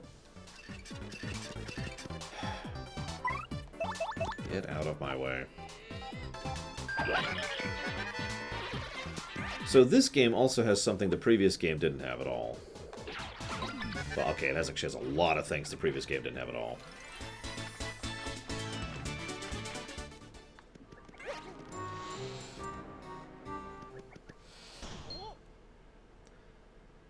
A sexy mouse. I'm sorry. Who's this handsome piece of cheese? I can't believe there are other thieves here besides me. How very strange. Oh, absolutely, Shadow Machine. Hey, who are you? Me? Why, I'm Miss Meows, the globe-trotting thief. Heard of me, sweetie? I heard there were rare and valuable badges here in this castle. That's why I'm here. But the real question is, why are people like you roaming in such a run-down place? Well, you see, we're here to beat Hooktail and get the Crystal Star. I don't think we'll let you get the Crystal Star first, no matter how cute you are. Crystal Star, you say? I didn't know a thing like that was hidden in this castle. Sounds intriguing. Perhaps I just heard something you didn't want me hearing? Ah, darn. Oh, but that's okay. I mean, you were looking for the Crystal Star first. And I already found the badge I was after, so I'll let you get your Crystal Star. And then she kisses Mario. Like, on the lips and everything. It means I must say goodbye for now, Mr. Cutie. I know, it's sad. We just met, and already it's time to say farewell. Alas. Oh my, you're so bold. Is that legal? Well, technically, no. I almost forgot. I have to share a secret with you. Somewhere in this castle is a badge that'll help you best Hooktail, or so I've heard. I don't know what kind of badge it is. Maybe you found it already, maybe not. If you're going to fight Hooktail, I'd recommend finding it first. That's 2 hints of that badge, by the way. The one we already have on, the one that makes our hammer sound like this.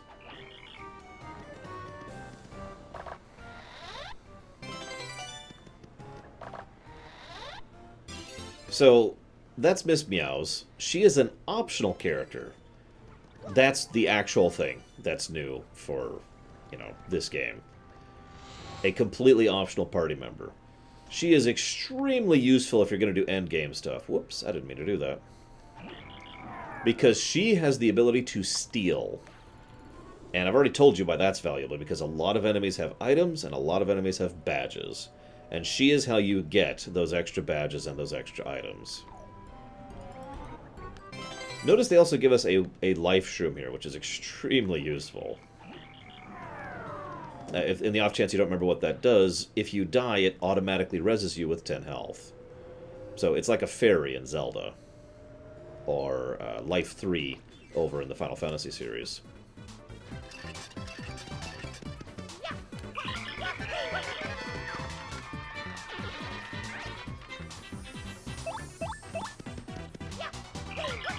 I don't think that really counts, Reflect Sore. Oops.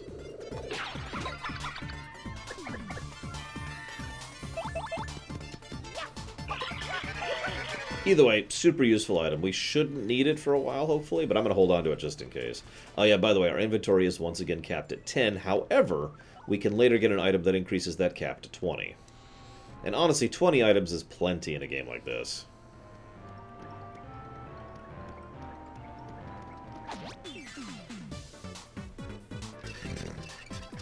Well, honestly, there are a lot of side things in this game that there's nothing really indicating that they're there. Like the job, the board missions thing you just referenced. The Trouble Center, that's what it's called. I don't know why I did that. Whatever. Die. I'm gonna level soon anyways. Die. I might not level soon, actually. That is higher than that.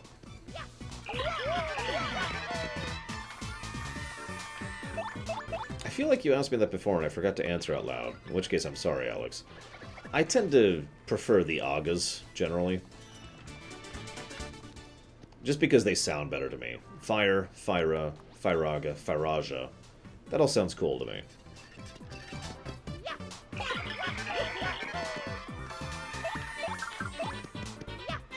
One thing I like, and I don't know if I'm really getting it across, is I have to think about every battle I get into. But it never gets tiresome. Like, I've talked about the factory problem before, right? I've never had the factory problem in this game, except for the optional or the late game stuff. I'd actually love to hear your guys' thoughts. Have you ever had the factory problem in this game?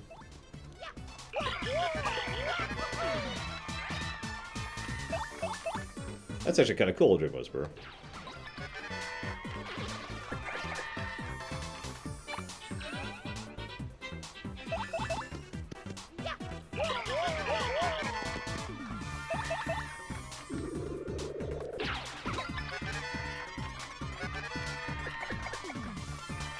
But to explain a little bit what I'm talking about, I can't just mash Auto A through just about any fight, even at this early in the game.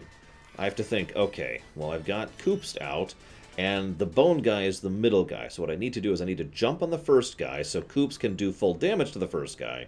That'll kill him his first round.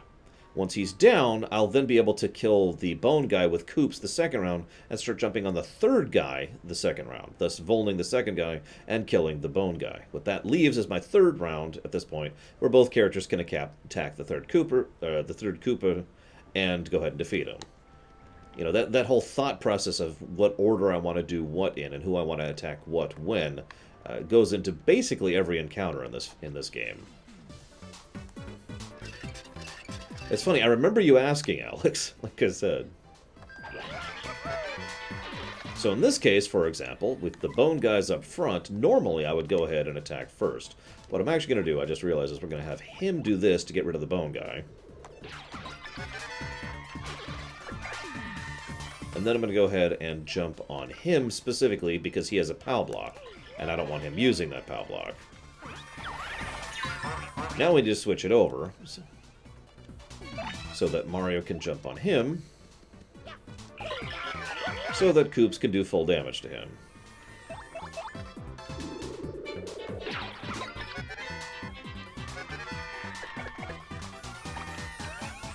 And now we're going to once again Vol him. and finish off him. And you can see how I think about this process every single encounter.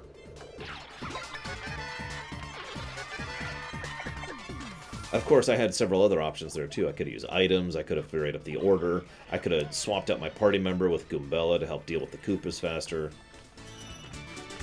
I could have used hammer instead of jump, you know. I have options, is what I'm trying to say. Ooh.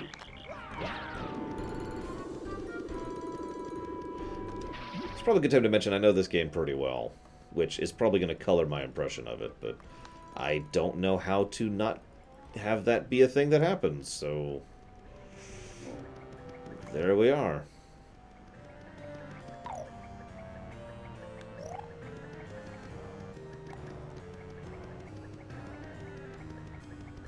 It's one of the biggest things I'm worried about whenever we finally do a review of Final Fantasy VI. I know Final Fantasy VI better than any other game. Like, period. I have no idea how I'm going to review that fairly, knowing the game inside and out like I do.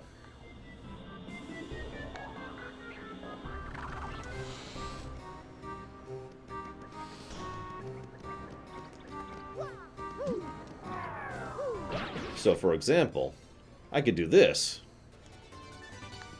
and get an extra badge, and have to redo the entire previous section again. Backtracking. It's fantastic. I'm lying. Don't add backtracking to your game designers of the future. Well, that is the whole point of the terminology of the factory problem, Alex. So, that's kind of why I'm asking.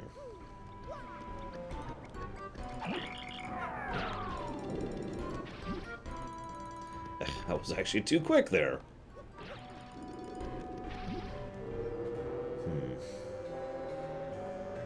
So I'm trying to remember some of the later fights, because I know later fights get much meaner. Like, and I mean, like, some of the stuff in the Shadow Palace and the Xnod Fortress, those guys are just rough. Oh. Just unfair kind of fights.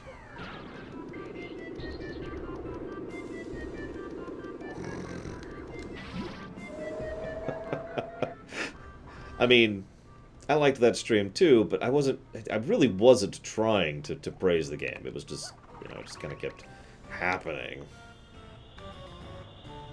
Alright, how many of you had trouble doing that as a kid, by the way? Getting as much distance as you could with the airplane?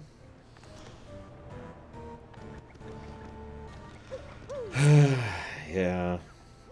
I sucked at it, I'll admit it. Oh yeah, absolutely Shadow Machine. Ooh. So we'll debate the possibility of a factory problem negative, because I think this game might deserve such a negative. So we're almost at the boss. Actually, I want to do this. Notice they killed the music for this section.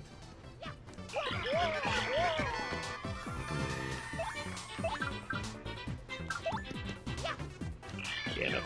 I screwed that up completely. Whatever.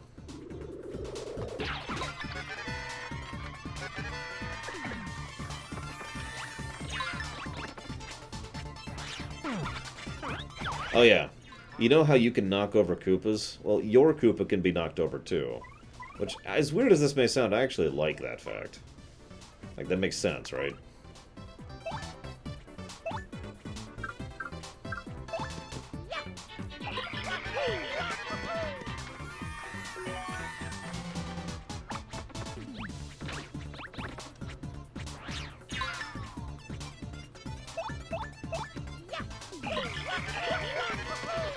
That's the other reason I didn't use Koops all that often, by the way. Because, God dang it! Because of that, yes. Because of that exact problem. Jesus, this is going to take way too long.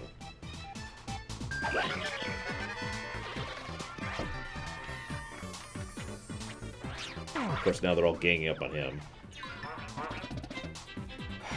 In... What do you mean, Dream Whisperer? Oh, oh! An audience member was going to throw a rock at us, so we took care of him. No rocks. Correct. Nothing regenerates after fight. You can regenerate either at an inn, with items, with abilities, by leveling, or by spending coins at a heal spot. Those are your options. You actually have a lot of options to heal in this game, believe it or not. But in general, all that stuff doesn't regen, so that 5 mana I have, that's actually really limiting what I can do. That's why Shadow Machine mentioned earlier I should probably raise that soon. Because my combat options are... I can use 2 abilities right now, basically. And then I have to wait until I heal. We're going to go ahead and switch to someone a little more useful, because we got 2 more fights here I want to do. How'd the groceries go, Bragan? Yeah, I figured this was coming. So if I do this perfectly, which I won't. Nope, knew it. The timing on those long jumps is a little bit different than the short jumps, and that's why I have trouble with those. There we go. Now we're good.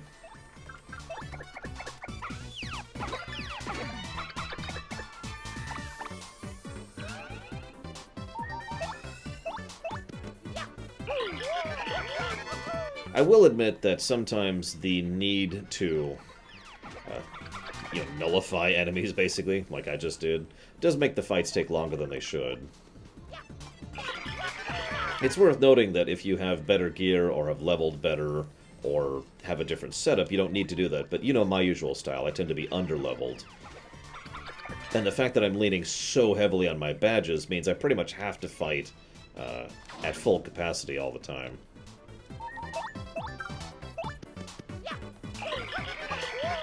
So she is Dizzy, which is a slightly different status effect than it was in the first game. Dizzy means she has a random chance to miss, so it's the equivalent of blind in Final Fantasy. Also, I love pho. Oh, I would kill everyone for a good bowl of pho right now. But instead I'm going to have a blue cheeseburger. Which hopefully will be good. It's trying something new for me. So I like to... When I'm making patties for burger, I like to take the ground beef and mix it with stuff. Like, actually So I've mixed a whole bunch of chunks of blue cheese in with it, and we'll see what it tastes like. Anyways, this gets across just how huge this castle is, by the way. You see in the background? I know you're there. Ah, whatever. Ugh, look at this guy. Ah, whatever. Ooh, that's... alright.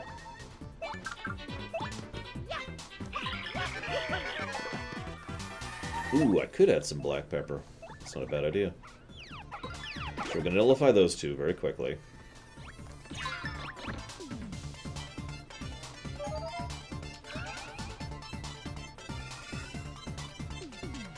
Pho is when you basically put together stuff like soup, except it's designed to be so hot that you actually cook the ingredients of the soup as it comes out.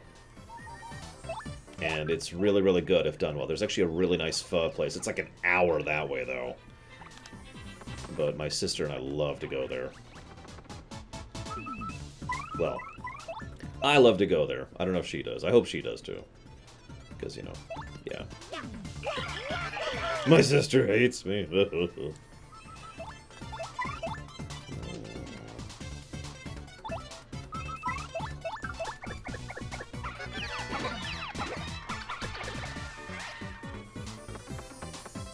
And she's down. Yeah, I knew that was coming. That's okay. Oh, that's not okay. She just wasted my life shroom. Oh, damn it. Oh, that's awful. Oh, you are so super dead.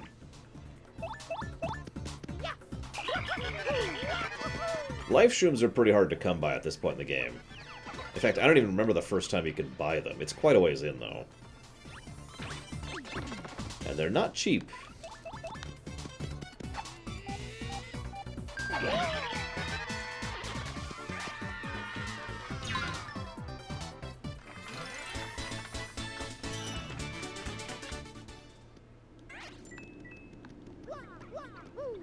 I don't know how to, Shadow Machine. And that's just the hard truth of it. I have never had the timing well for that. So I don't even try.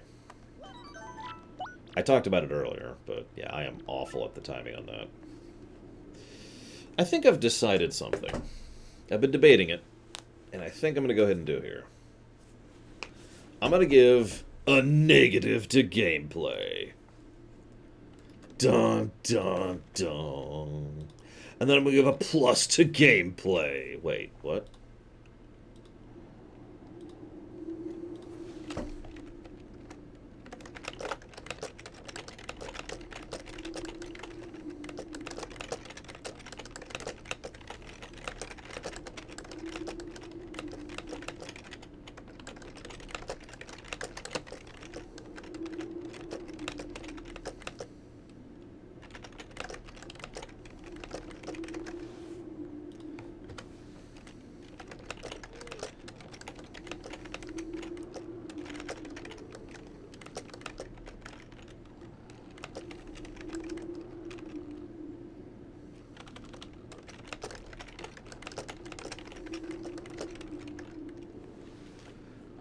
So, the negative there is basically for what we've been talking about. It's not quite the factory problem. I'll still have to judge that one later.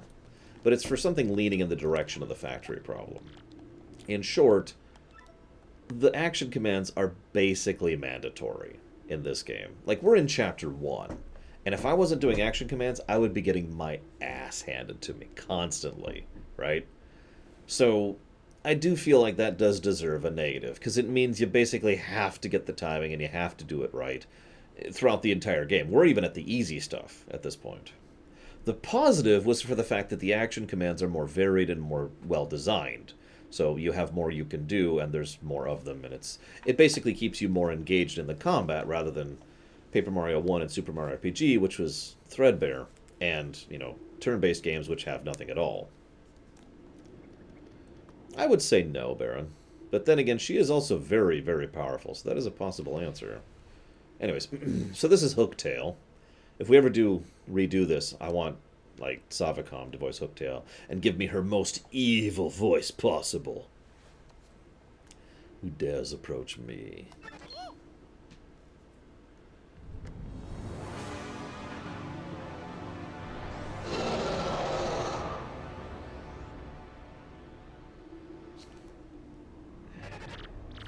So, you are friends of the strange garbed one who came earlier. I didn't expect more to come to steal the treasure I protect. Such rashness. That was foolish, I fear. Do you really think you can beat me? But you're so small, and you don't appear tasty. I suppose you might make a good snack, and the bottoms of your feet smell like they make a good sauce with them spices. What I'll do is saute you to a crispy goodness, and then gobble you down head first. That's an interesting question, Baron. I mean, she's the one behind everything, but at the same time, the Shadow Queen is the real source of all the problems, so I'd say no. Snack time, little appetizers. But which one of you morsels should I taste first? Also, I like this song. As with the last game, every boss has their own unique song in this one. So first, let me go ahead and admit something. If you don't have the cricket thing, you can defeat her, but she is much stronger.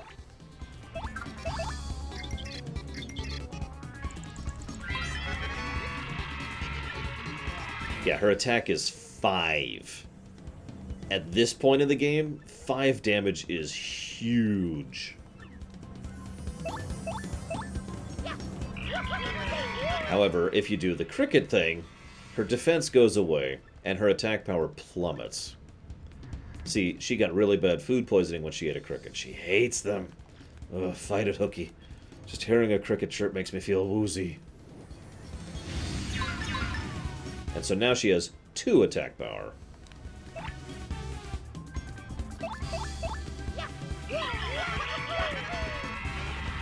Ugh, must not gag. My poor tummy. Ugh.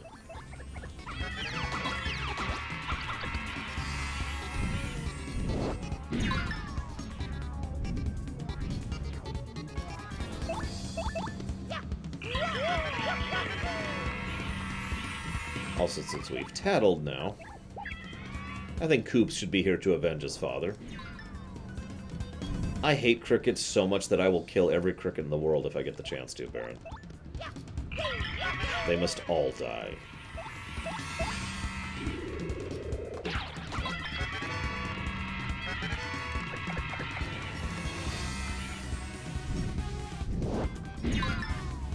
You notice she's basically not touched me. So this boss fight is actually really easy. Well, up till a point.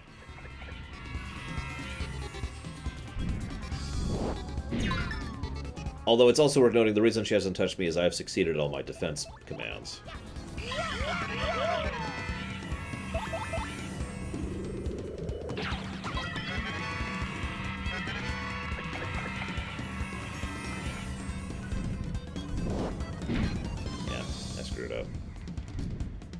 What's my beef with crickets? I can't sleep when a cricket is in my room. So I used to live someplace, I won't go into details, where crickets would get in semi-regularly. And I was physically incapable of sleeping while the cricket was there. So I then had to hunt the thing down and kill it. And do you know how hard it is to find and hunt a cricket? And kill it? I got really good at it.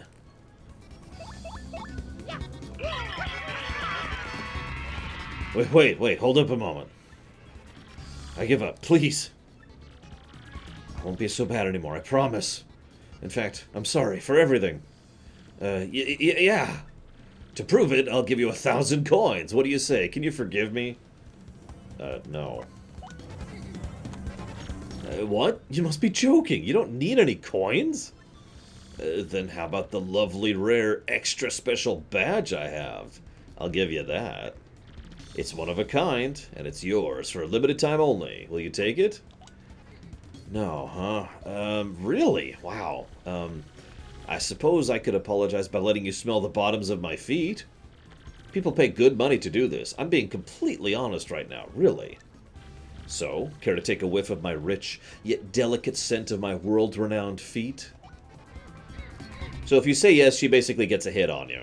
And then we move to phase 2. Okay, I'm gonna go ahead and admit something. This startled the hell out of me the first time I saw this. Notice we have 50 audience members right now. Now we don't. That's just not right! Oh, now my strength has returned to me. I've had enough of this. Let's finish this guy off. It's actually a girl. Now, before you get too wigged out, apparently she didn't chew properly because, we literally knocked them out of her mouth.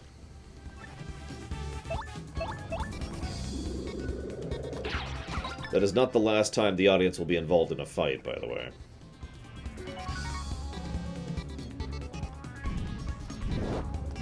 Damn it. Yeah, I do not know the timing. I'm trying to do the counterattack.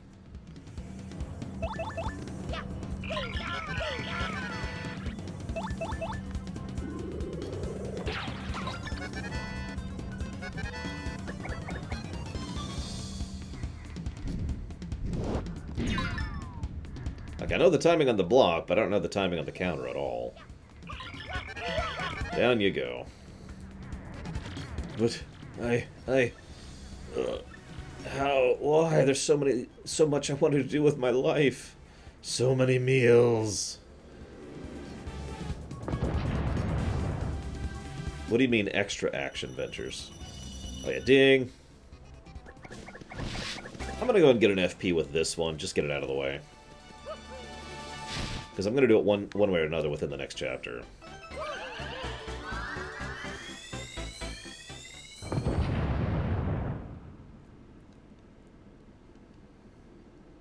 Well, can you give another example of adventures? Like from a game that isn't the Mario RPGs? Wow, we actually pulled it off, Mario. She's super dead. No, she is actually dead. Now all we have to do is find the crystal star thing you're looking for. So, this is a dumb plot point. In fact, I'm going to go ahead and give an aggregate story negative for this and a few other things that do this.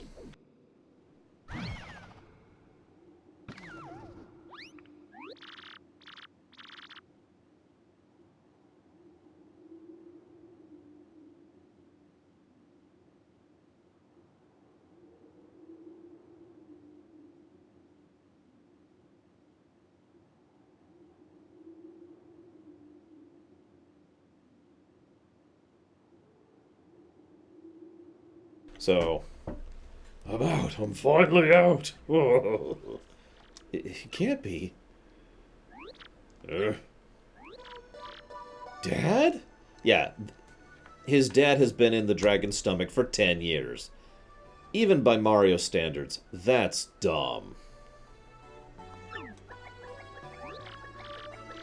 Your Koops. Hey, son, you've gotten so big since... They do need to eat in the Mario-verse. And drink and sleep. Well, yeah, I guess I have, but who cares, Dad? I mean, golly, what happened to you? Where have you been all this time? Well, I came here back to deal with Hooktail, and all was well and good. Just before my finishing blow, he played a trick on me and gobbled me down whole. I've been hiding in my shell for the 10 years since then, in case you think I was being exaggerative.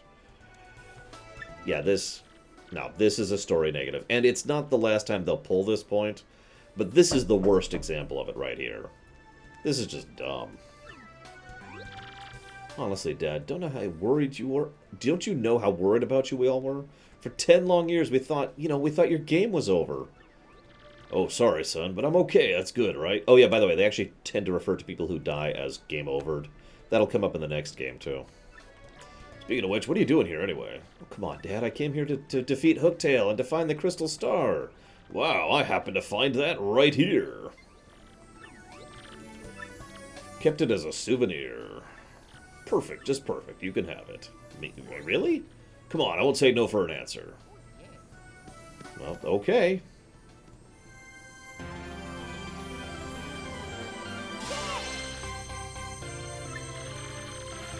Earth Tremor.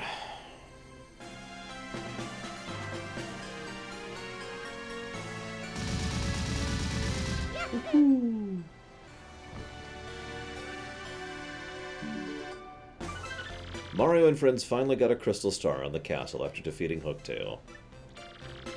Koops even reunited with his long-lost father, who he thought was dead and should have been dead. Yet they were unable to learn anything about the whereabouts of the princess. Where could Princess Peach be? Where?